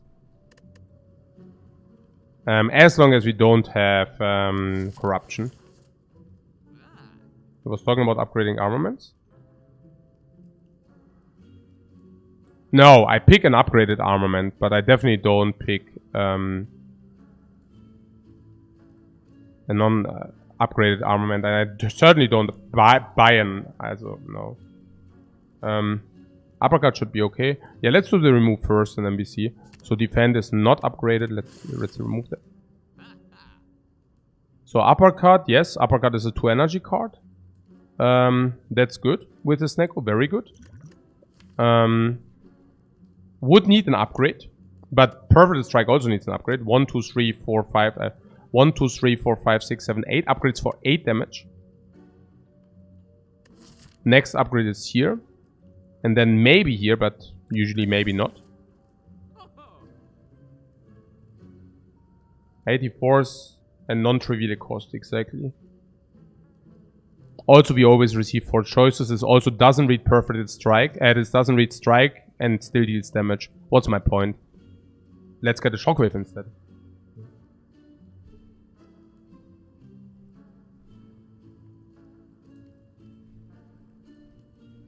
Yeah, let's get the shockwave instead. No, we also don't spend money for that. Yeah.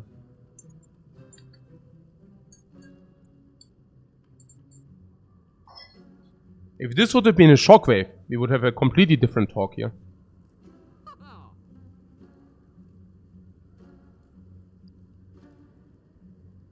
Oh, honey shot. Okay. This enlightenment here. The enlightenment is not a bad choice, generally speaking. The enlightenment you will usually end up paying 1 energy for. Naja, for considerable. Let's assume you draw 7 cards just for like to have some picture, some mental picture, and you draw enlightenment, and that costs, for example, 1 energy, and then you have 3 1 energy cards and 3 2 energy cards. You could, for example, play enlightenment. Yeah, on 3 energy it's a little bit tricky. Yeah, but then you could play 1 enlightenment to reduce 2 cards, which you might want to play, but not for 90 gold. Yeah. So yeah.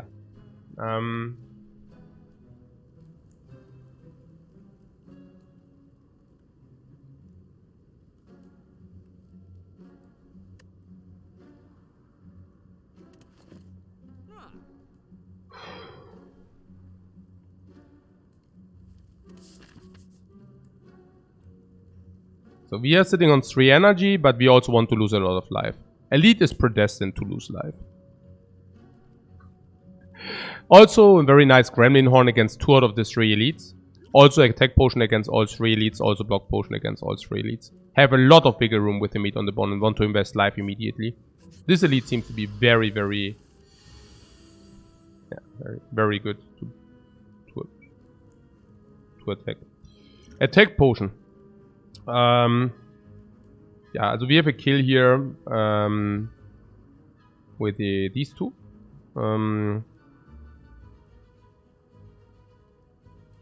Given that we might find a potion, I'm actually willing to use the attack potion here. Is that reasonable? Depends on...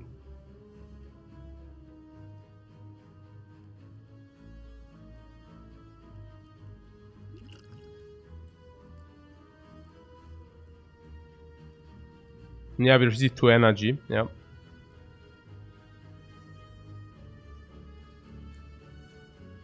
Yeah, I would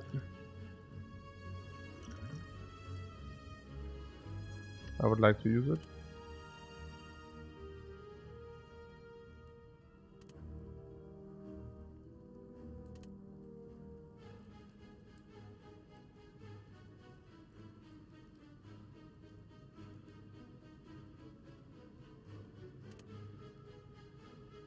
I mean, we definitely use one of the potions and... Okay. So, what is that? 16. So I would like to kill the back one. If we want to kill the back one, what is the most effective way to do it? I guess 30 plus 22.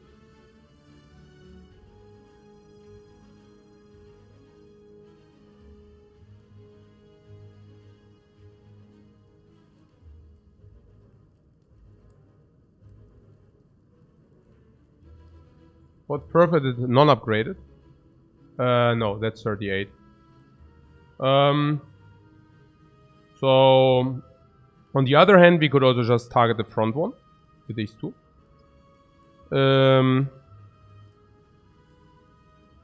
And then, for example, yeah, I mean, we take 1 more, but we don't waste 2 damage. Let's not take 1 more. Let's just kill this dude. Yeah.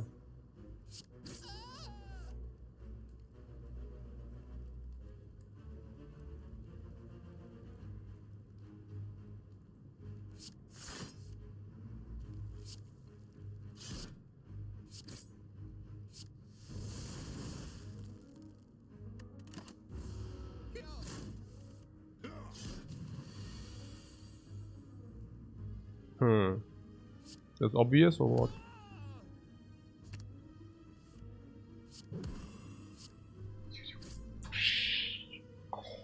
Yeah, I could have here one more, but too excited, too excited. Our memory is okay. Our memory is absolute.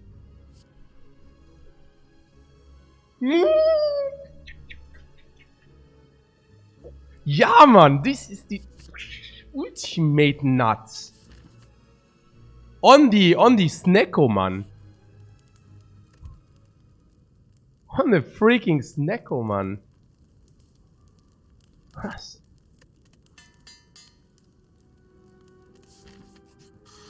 On the Snecko. If you talk about the devil, man. Talking about the devil and then, yeah.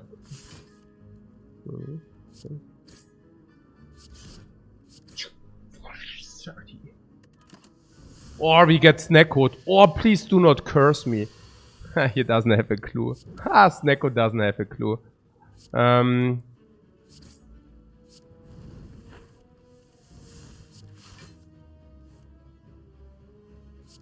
Oh, 45. You traitor.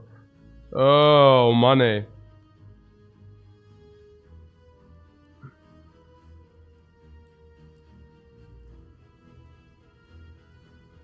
Yeah, we already have his right eye. Now we also... Can we receive like double Snecko? Snecko is confused, yeah, Snecko is definitely confused. We want to fully defend, yeah. Because we are not vulnerable. Okay. Ha! Can even sneak in a strike. Not a perfect strike though, but we also developed the nunchuck.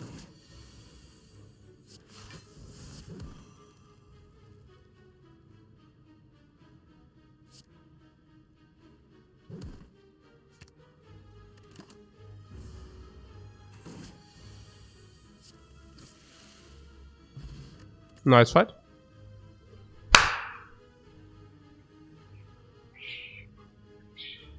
Ja, Mann! Yo! Warpaint, upgrade 2 random skills.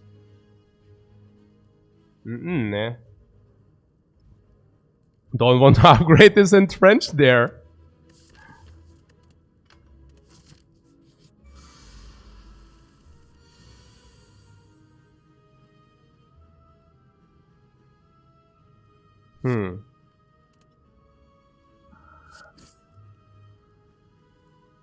Yeah, not this because Bash.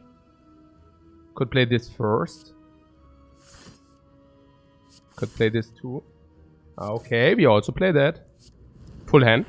Bash, bash, bash. Bash! 49, man! Wow! Hey, the damage is freaking incoming.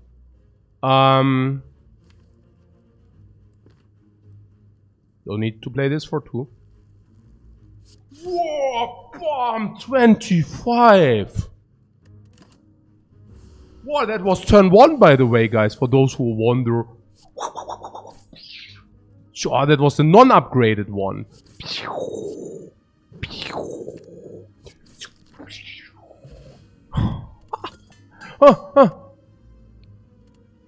Click, click, click, click. Okay, Walker plus. No, thank you. Oh? Yeah, for Snecko card I want 3 card draw. Nothing here, right? I don't want this. It's not upgraded and it's the deals damage. Strike alarm. Seriously. Hey, Squirtle Turtle, thanks very much for your sub, man. Domination victory. Okay. No. Like, Closem would have also not been good enough with the Radic. No, definitely not.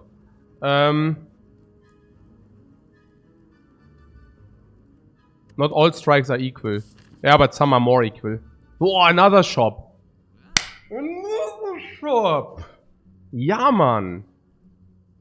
Why am I celebrating about this additional shop? Yeah, I don't know. I mean, we didn't spend our money in the other shop, so yeah, cool. I mean, sometimes this can wreck you, but in this case, this didn't wreck us. Pretty good relics. And a remove if you want. Remove on a defend. I mean, I can certainly tell you that we don't remove no strikes any longer. So... And headbutt with Snecko is actually halfway acceptable. Not good, but it's better than a base defend. Medical is pretty good. Yeah, so pretty good is an overestimate, like it's an exaggeration, man. But bottle seems good. Bottle.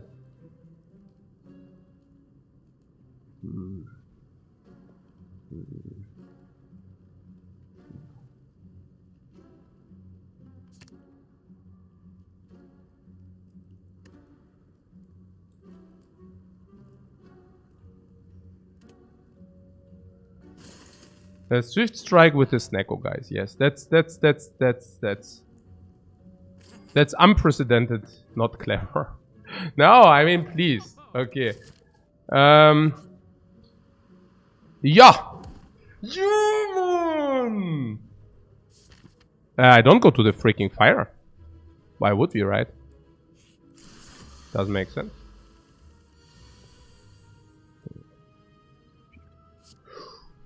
Who trash talked? On the white strike. Who? What? It's not even enough or what? Doch. Ha! What? Oh, who trash talked the white strike?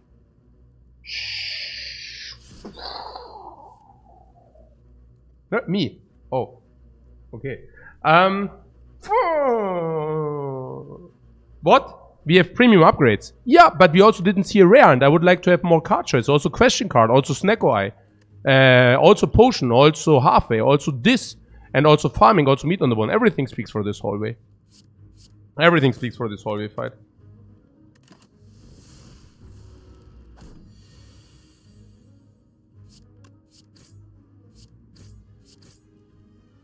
Wow, full life, full potions. Full life, full potions.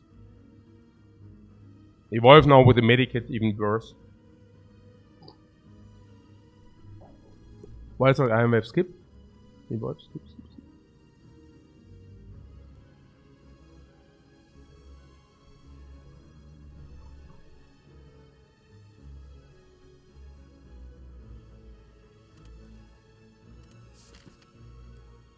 Evolve.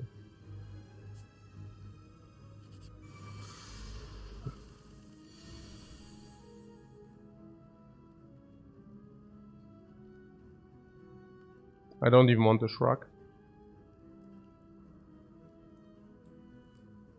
What about this? Okay, for 2 energy you must... Okay, 2 energy. Oh Mann, hey. Was für eine miese Hand. Was für eine miese Hand.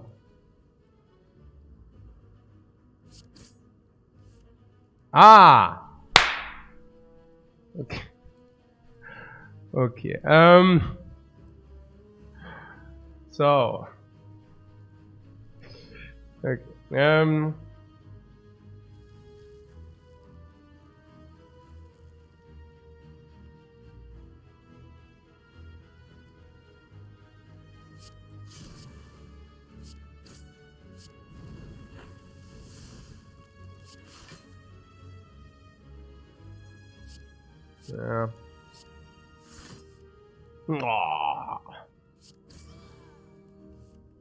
Oh, it's freaking Snecko betrayal. Betrayal. Okay. And now he just attacks out of the blue. Okay, wait. Doesn't matter. We are just freakingly intangible. Impervious. Hey, we are just farming so freakingly hard, man. We are farming so freakingly hard.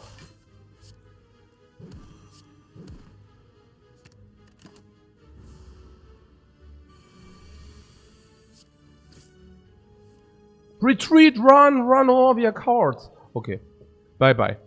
Nein. Wait, on the other hand, we already did 2 removes, right? So, remove it do not... whatever, it's not good.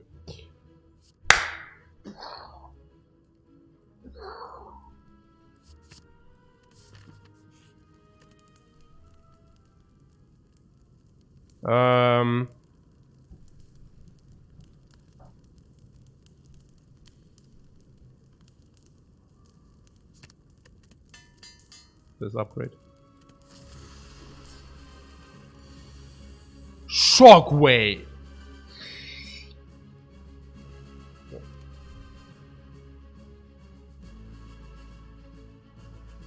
Whoa, bomb! What is here? Yeah, I want to go to Half-Life quick. So. Offering for free, that's more like it. These two are still not damaged. Do we have AoE? We probably want to kill one, but not the other or something like this. Shrug it off for one seems reasonable. Then we can do some offering. What is it? Perfect strike is overkill on this guy.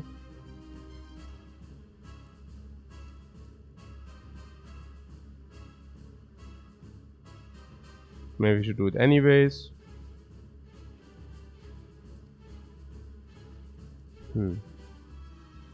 42.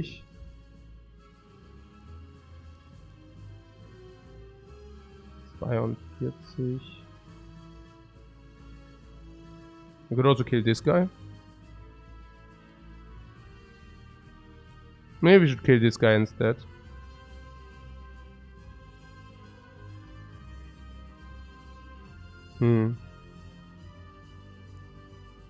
Yeah, or we play perfectly perfected. That's also possible. No, wait. Yeah. Should we play parade? Huh? Yeah, we could also play double perfected if you want. Yeah, let's play perfected. The other one is not possible. We cannot like blah blah blah. But what you can do is we can kill this and then perfect this too. It's okay. I know we lack a little bit of block then, but or we don't.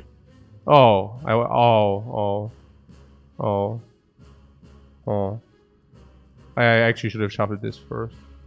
Yeah, no, not really. Like whatever.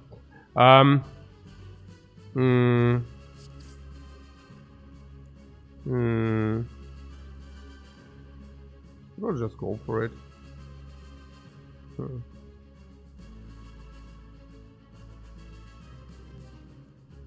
Let's just go for it.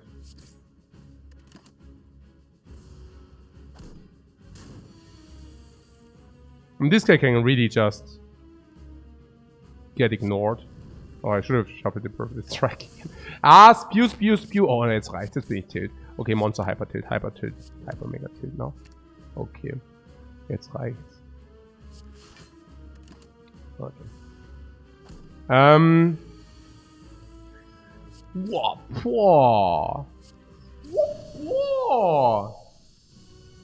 So, what's setting up meat on the bone? We are setting up on previous. Yeah, no Fiend Fire with a freaking perfected strike team, but Impervious seems to be nice. Okay. We do here. Man, no. Yeah, don't get with the curse key with your mummery. That's weird. We could probably do it, but then we cannot take normalities, no? It's probably okay though. No, the wounds are... they do suck. No,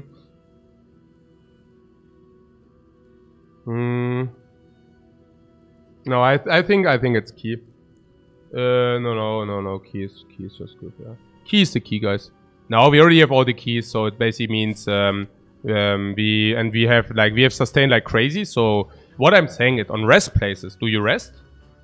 No, because we have freaking meat on the bone. So do you upgrade? With the fusion hammer you don't. So much I can tell you. So here's the Burning Elite. We are also forced with the pathing into the Burning Elite, so we cannot even skip. Dodge, rest places. Look, Burning Elite forces us to take this or this. No. Okay.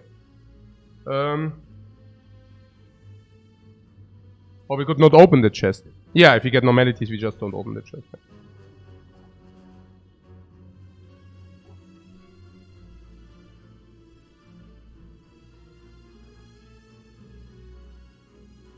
Mark of Pain with Medikit and Snecko is okay. It still takes away the draws. Like, that's the biggest disadvantage of the 2 wounds. That it takes away the initial draw. I heard this, like, miracle, like, with the medical kit. It's, yeah, it's not true. The medical kit, the story. The rumors with the medical kit that it's so good because you can remove your status effects. But it's bad, the status effects. It's bad not because of initial, but because of second.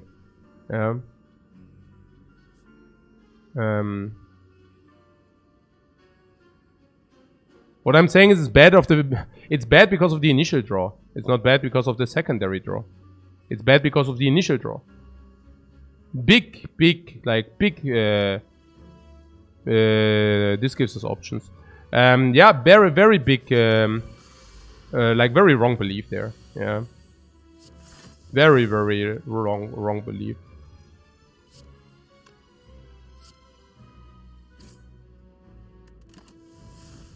Yeah, very big misconception.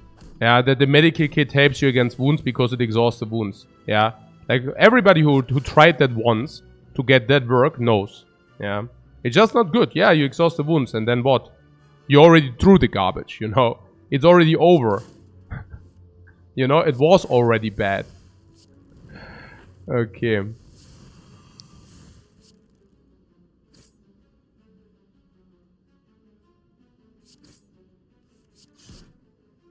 What is even going on here? Like, well, what's happening here?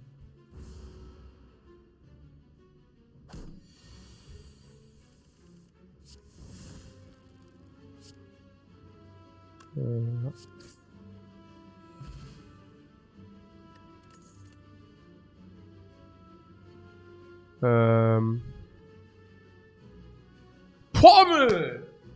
Strike! But I don't know. How many perfect strikes? 3 perfect strikes upgraded. So it's plus 9 damage on these. Otherwise, it's just like break even. Break even with Snecko because of the 1 base. And 1 base card draw is break even on Snecko. No, 3 card draw would be taken. 2.5 is break even. This is 1 card draw, 9 damage. 9 damage late game is probably like 1 card. 1.5 maybe. So it's like break even minus the Pommel Strike. Once upgraded, it's of course positive, but otherwise it's break even minus. But we can not ignore the plus 9. And if you take another perfect strike, it's even more. So, yeah.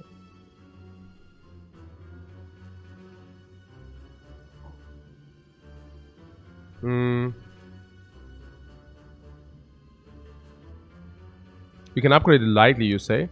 Oh, we have 2 upgrades with impervious upgrades. 2 high priority upgrades with impervious upgrades. It's actually a close call.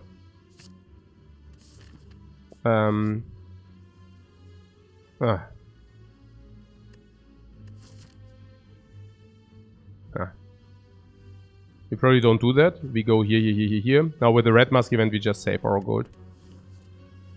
Or do you want the red mask? Actually, we could also buy the red mask. You want it for 230.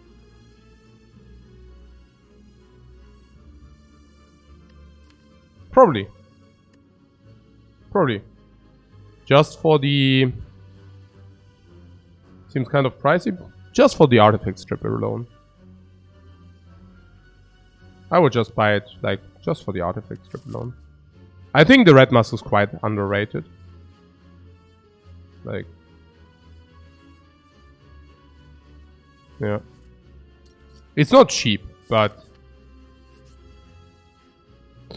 Oh, du kleines Hey, Mann, wenn das Gewehr... I mean, ich will jetzt hier nicht klagen. Aber look at this. I mean, if this would have been... ja, okay, but it's okay. Also, then probably fight. Because there are no shops now. Yeah. Yeah, we also get more card choices. And it also costs us a relic. Because, you know...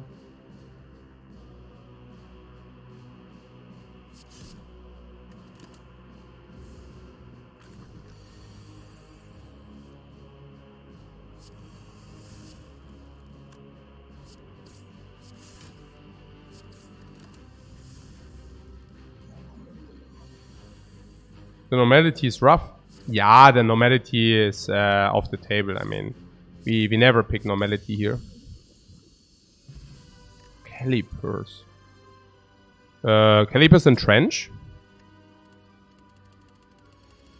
Essence of Steel. Block? No, with the Entrench this is better, right? It is White Strike minus. Are you kidding me? Okay. Block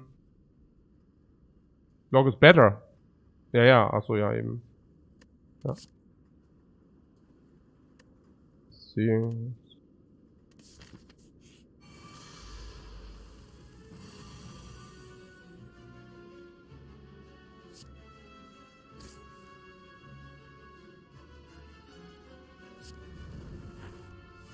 Boom! Everybody is so shell-shocked.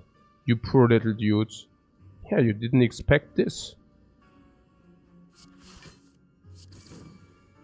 Didn't expect this, guys.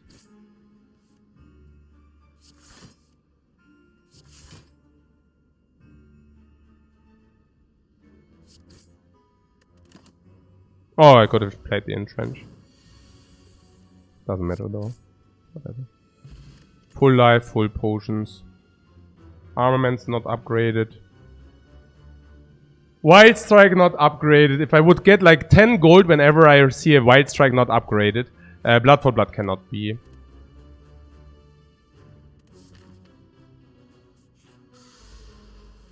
Non-green cards. Not only non-green cards, we also didn't receive yellow cards in the last deck, right? Like, I mean with normal fights. We fought a lot of normal fights. And I think we were definitely under the curve. We were definitely under the curve of seeing, you know. But yeah. No, we got Impervious from the boss. But that's a completely different story. What's going on here?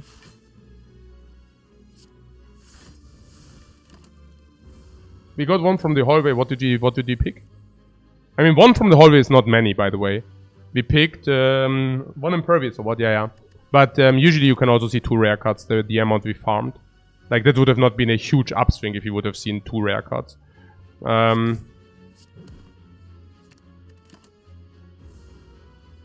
offering was Act 1.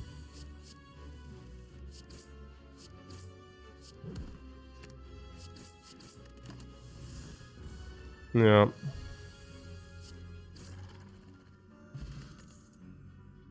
Battle Trance Plus is pickable. It's not great, but pickable. Yeah, it's upgraded. Can take. The Penip Spew. What do you expect? We have meat on the bone. With the meat on the bone, I'm much more lenient with my plays. Impervious both has to be upgraded with the Calipers.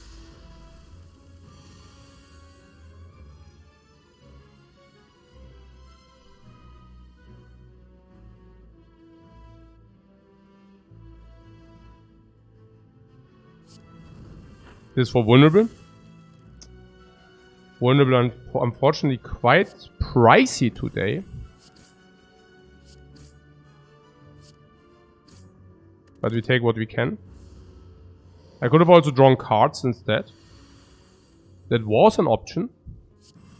I wonder whether that would have been clever though. Cards instead of the damage. Might have considered that.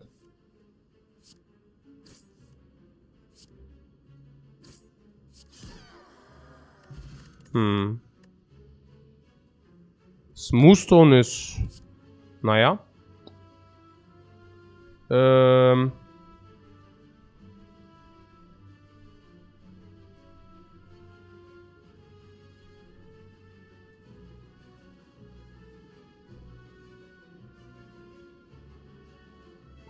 Who's the boss? Time Eater. Do we have a lot of exhaust? Not really. Some. Not that massive though. You like Body Slam? Really? I think we are dealing damage with our Purple Strikes, not with Body Slam. And once you argue with the calipers, once we actually have calipers, then we should be fine anyways.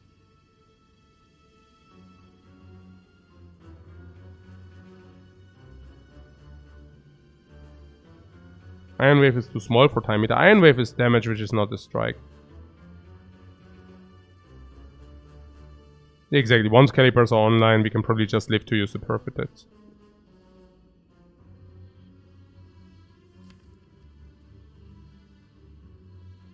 We don't have enough exhaust for the Feel No Pain. It's not upgraded, it costs only 1 energy.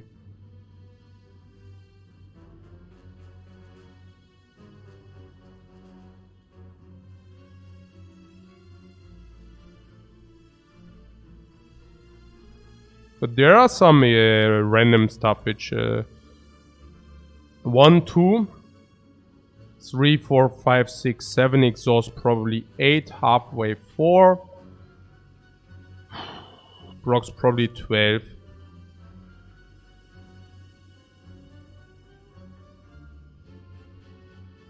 I don't really see it. I mean, enemies will put garbage into our deck. So they'll probably block 15, 18.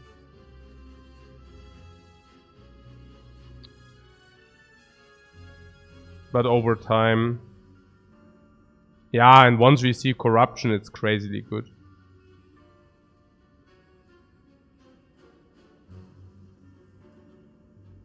And what, when impervious, it doesn't matter? No, it does matter when impervious calipers.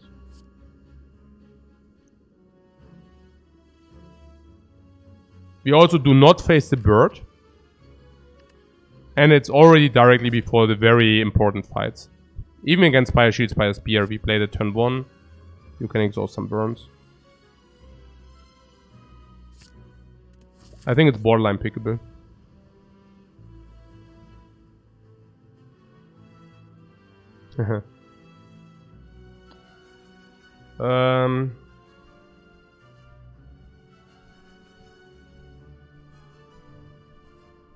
Seriously?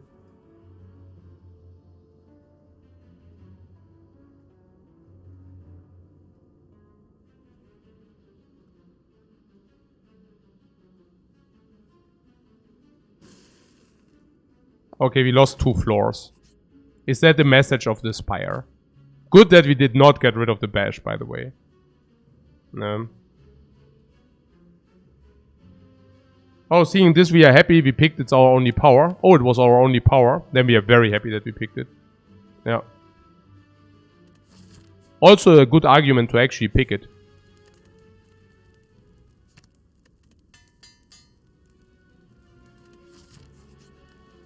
Man. Hey. Mann, das gibt's doch nicht. Garbage, garbage. Garbage, no card pick, no card pick, no card pick. Card pick. Erased. Garbage, garbage, trash, nothing. Hey, man, hey. Okay, at least we can remove a card. I mean... Hey, this Act 3?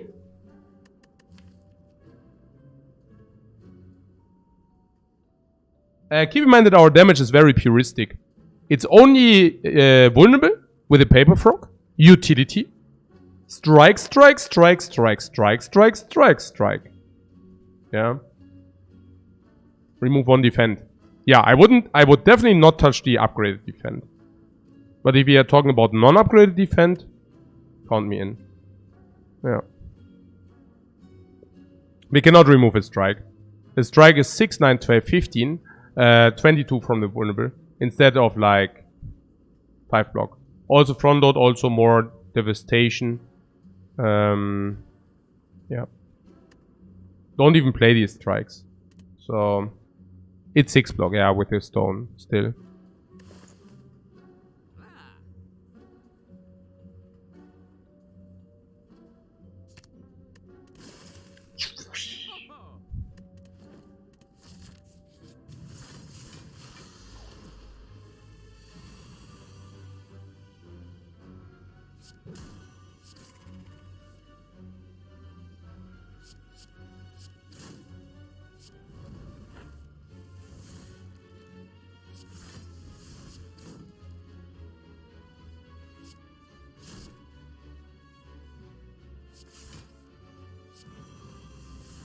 Yeah, I know, whatever.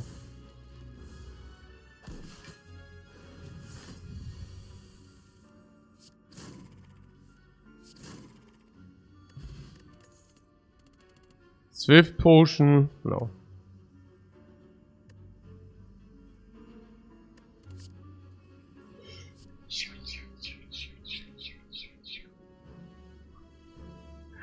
Yeah, or... Nah, I don't know. I mean, we have block 1. Wait. 2, 3, 4, 5, but only one time. 6. 1/4.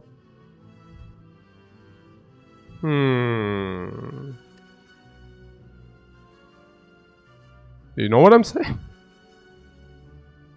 Yeah, okay. I really? How many strikes? I mean... also 3, 4, 5, 6, 7, 8, 9, 10. If you upgrade it like 30, 36, 39, 40, 50. Oh, 50 damage for a card. It's so insane. It's just like insanity levels of damage. Also like with a snack, also insanity levels of damage, man. Boy, that's insanity levels of damage. What do you want to double tap? Yeah, or we just take the perforated strike. Swift potion or regen? Swift, right? Yeah. Boy, the giant head, man.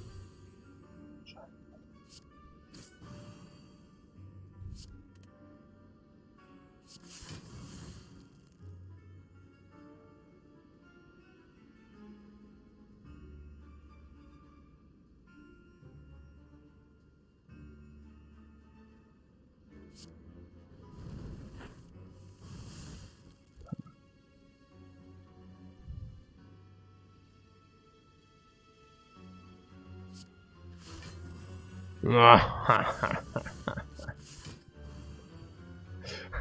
ha!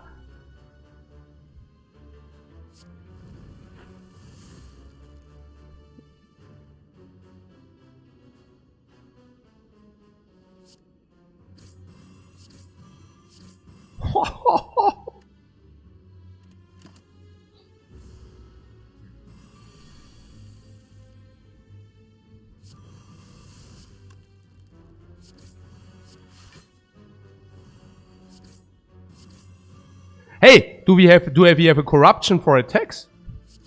Do we have a freaking corruption for attacks here, or what's going on here?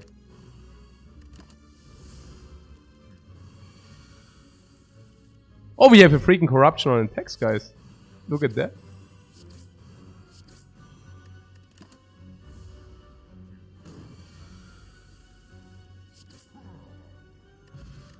Word-faced urn.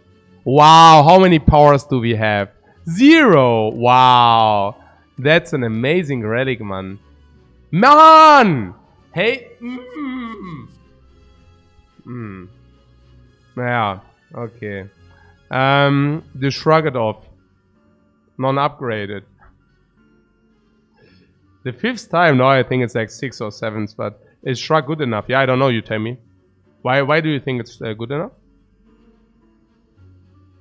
I mean...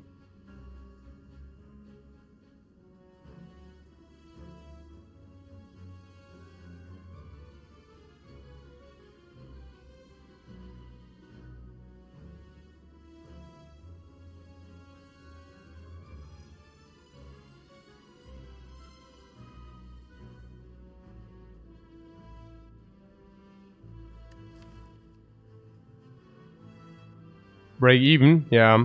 You mean because our other block is also shrugs? These exhaust, this is like shrugs. Yeah, so it's basically break even with our block game. Yeah.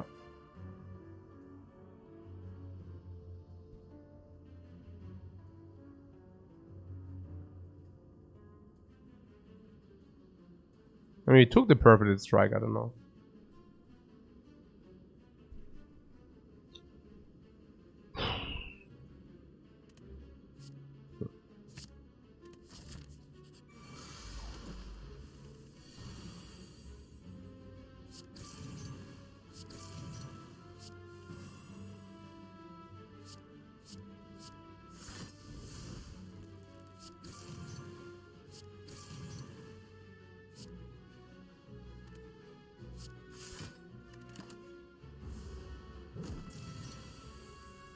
Shrug, yeah.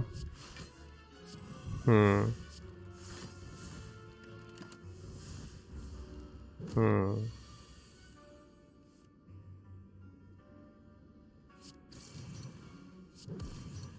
Shrug,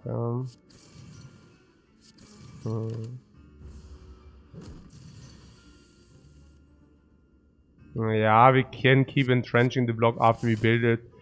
I don't know. Somehow we are fitting like different place teams, right? Somehow. Like. Yeah, on the one hand we are perfect strike, on the other hand we are something different. I don't know.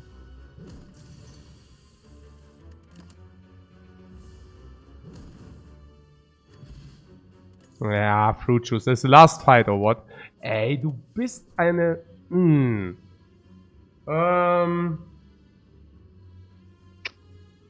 Hey.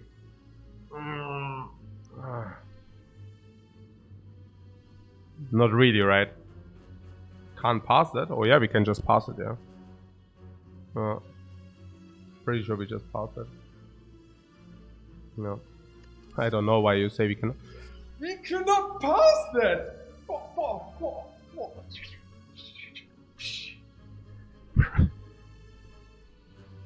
Yeah, I mean if you're already on it, right? If you're already on it.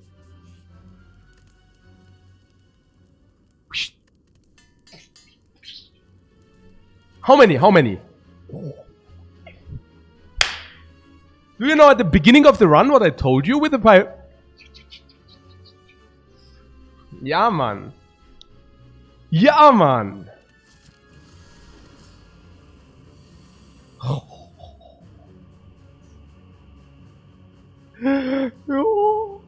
Okay. Also.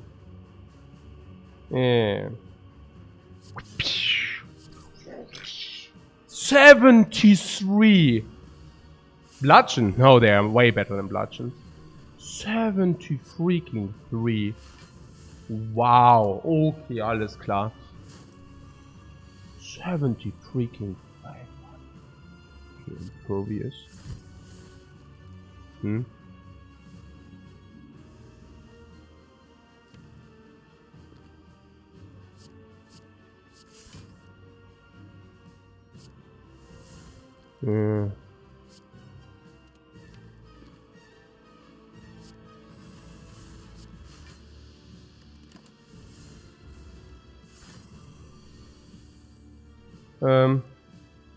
Buy at the shop?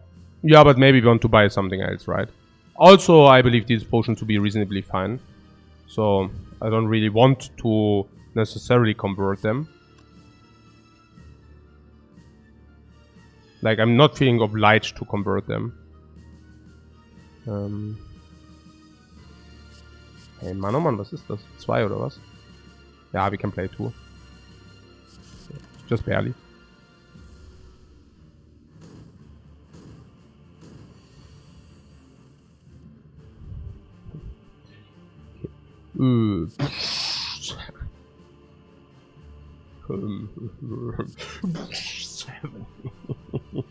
Naja, okay.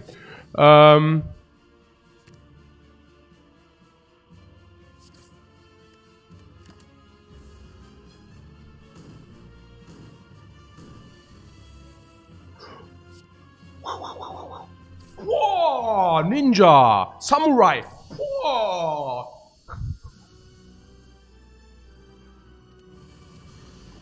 Oh, power bird. But unfortunate news, my bird. Unfortunate news. We do not play powers. Plot twist. Okay. So. Yeah. We'll just do that. Yeah, whatever. Okay. It's probably good anyways. It's probably good anyways. No, that's probably good because we don't care about the bird. We care about tempo on these dudes, that's all. So, later. Like, we don't need tempo because, you know, they are dead. Yeah. So, what's that? Did you overdraw now? How unfortunate. It's an impervious in trench or what?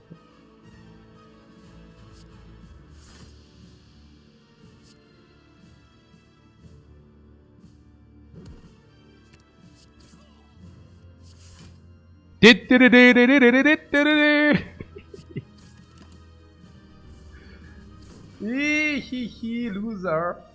Okay.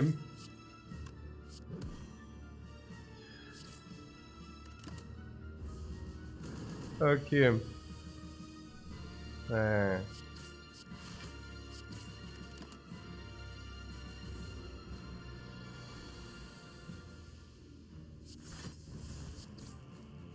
Do we have anything to set up or what? Oh, I missed 200 block, man. Shame over me, I missed 200 block. Okay.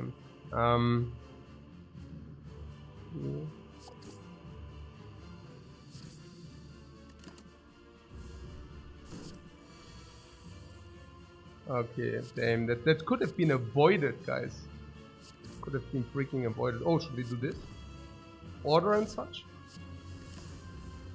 Okay. So, let's get rid of this crab, this crab.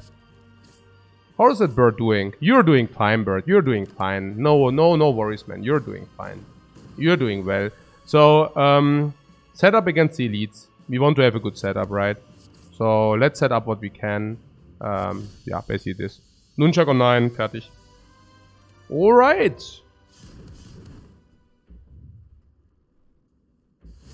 Alright. Yeah, we are flying through the Spire this time. But we also perfectly strike them down. So, it's time for the pommel strike. I mean, it's card draw and just good.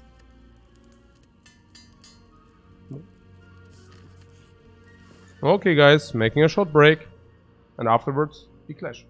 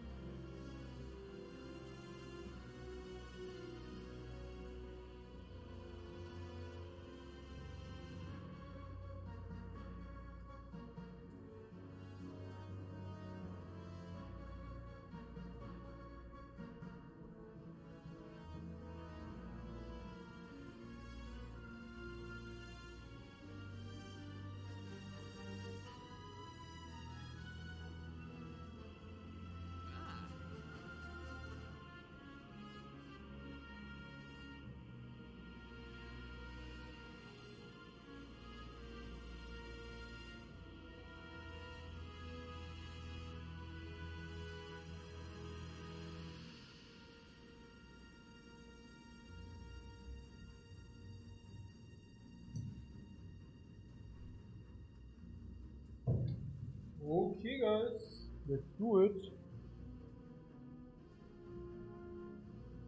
Let's do it. Oh.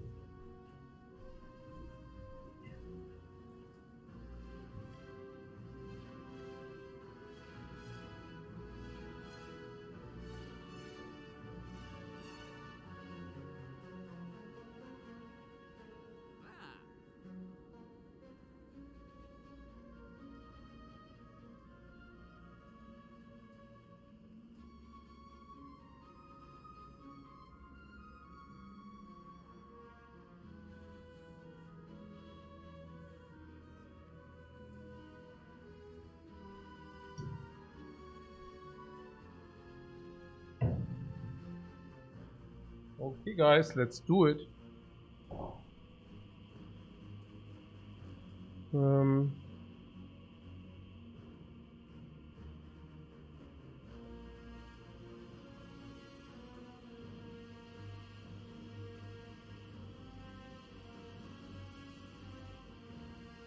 Like in trench.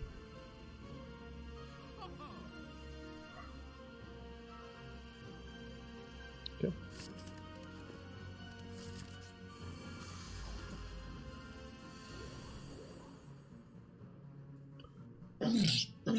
Double red masked. I'm willing to use a potion in this fight. Rational being that we might find another one after that fight. Of course not if you don't need it, but... yeah. The perfect striker front load against these clowns, so not so bad. Oh, you wanted me to buy the entrench instead of removing a strike. Are you free? What? Interesting. Ah, okay. So, I'm just kidding. So, Impervious and Trench had but win overs.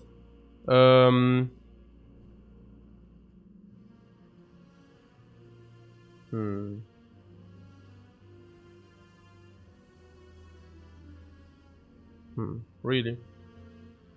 Not without this, right?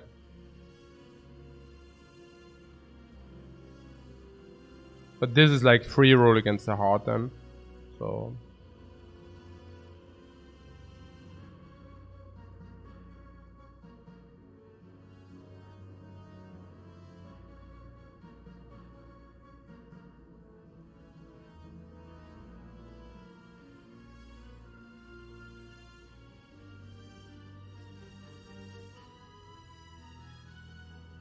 okay. You're saying this is an easy solve, yeah? Not so certain about that, given that next turn there's a lot of incoming damage.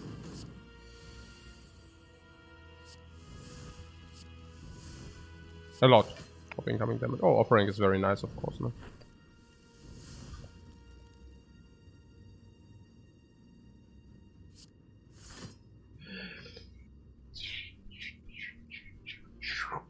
Sure. Ha ha.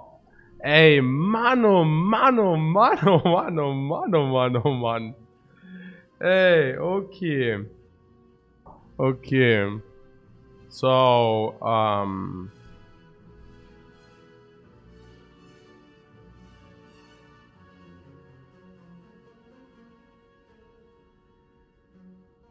everything on this dude, I guess.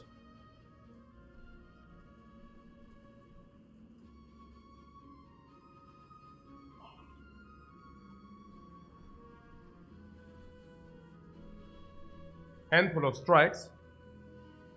Yeah. How do you think that we... Our entire hand does only contain strikes.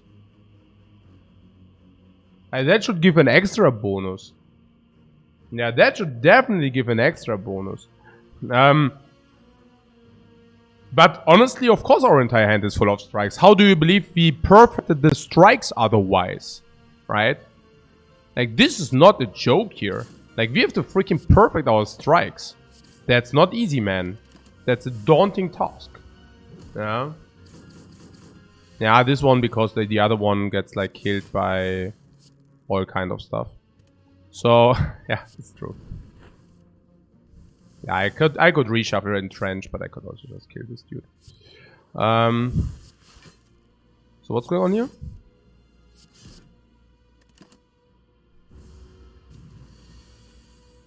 Chopper. Oh yeah, Dingsgeld here. This setup. Oh. Whoa! I come out of the forest where we are training hard. Man. I'm training in the forest. Centuries, ages ago. My grandfather actually invented the technique of the perfected strike. And we carry it over from generation to generation. And every generation trains in the forest for 20, 30 years. Always doing this one strike. Only one strike only. Always the very same motion. Until we perfected the strike. And this is where it comes from. Always the same motion, guys. This is so sick, man. So sick. Okay. Shrug it off. Let's do that. Wow, that is so good. That is so freaking amazingly good, guys. Okay.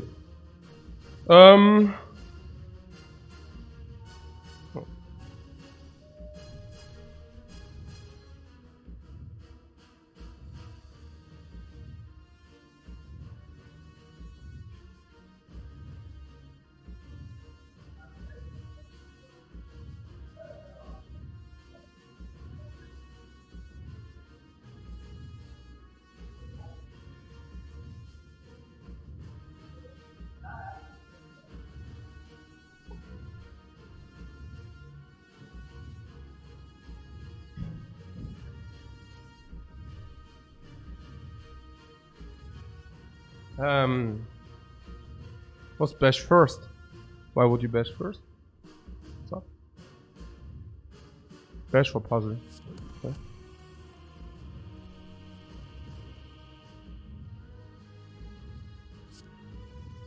Oh.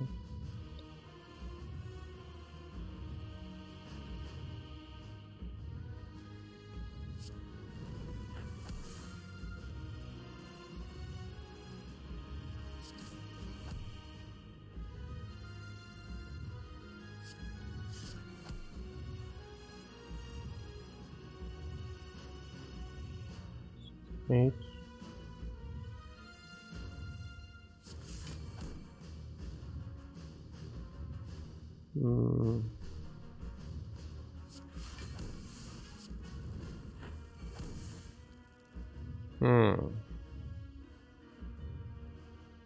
Trench headshot.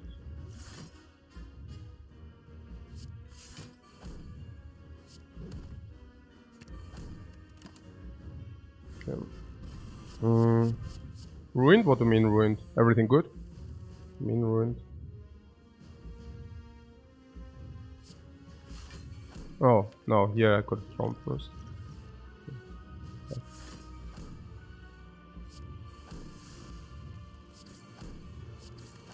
Yeah, I can always.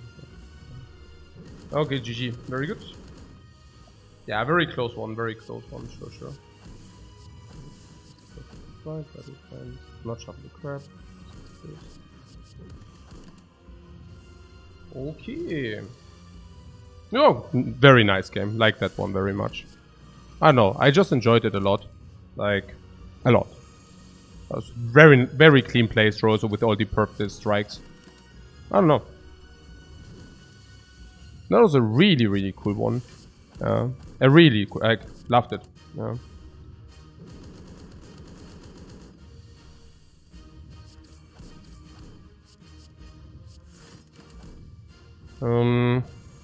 Another one? Nah. I mean, I'm still a little bit ill, so I want to recover. But I also don't want to, you know, I want to give you your one run per day. And once I'm feeling 100%, then we can go for more again. Also, putting that aside, the weather today is fantastic. I definitely do not go out today. So definitely taking a walk in the forest. Okay, but extremely nice run. Extremely nice run. Send us to Master Clown. Can I send you to? Yeah, did very so fast that I can actually send you to JJ today. Yeah, let's do that. 64% secured. Love it. That's so cool. That run today was also fantastically, yeah, unique in kind of its way. Do you also have the feeling we have very often like unique runs, kind of? I mean, I don't know. For me, they feel like very unique. So often. I don't know. Just cool. Yeah, right? Yeah, I feel it's really amazing. Depending exactly on what cards and relics you receive, you have to adjust 100%. Yeah, it's like... Or 99%, you know? You have to like be like a chameleon. You have to change your color of your skin. And you also have to be like a slime. You have to adjust, like, depending on the environment and the obstacles, you just adjust. Okay, guys. Enough of that nonsense. Yeah, so enjoy JJ's stream. And we picked a Wild Strike today. First Wild Strike in the entire sample. First Wild Strike pick today. The very first one. I never picked Wild Strike before. Whoop. So, thanks very much, guys. And see you tomorrow. Have a nice one. Bye-bye.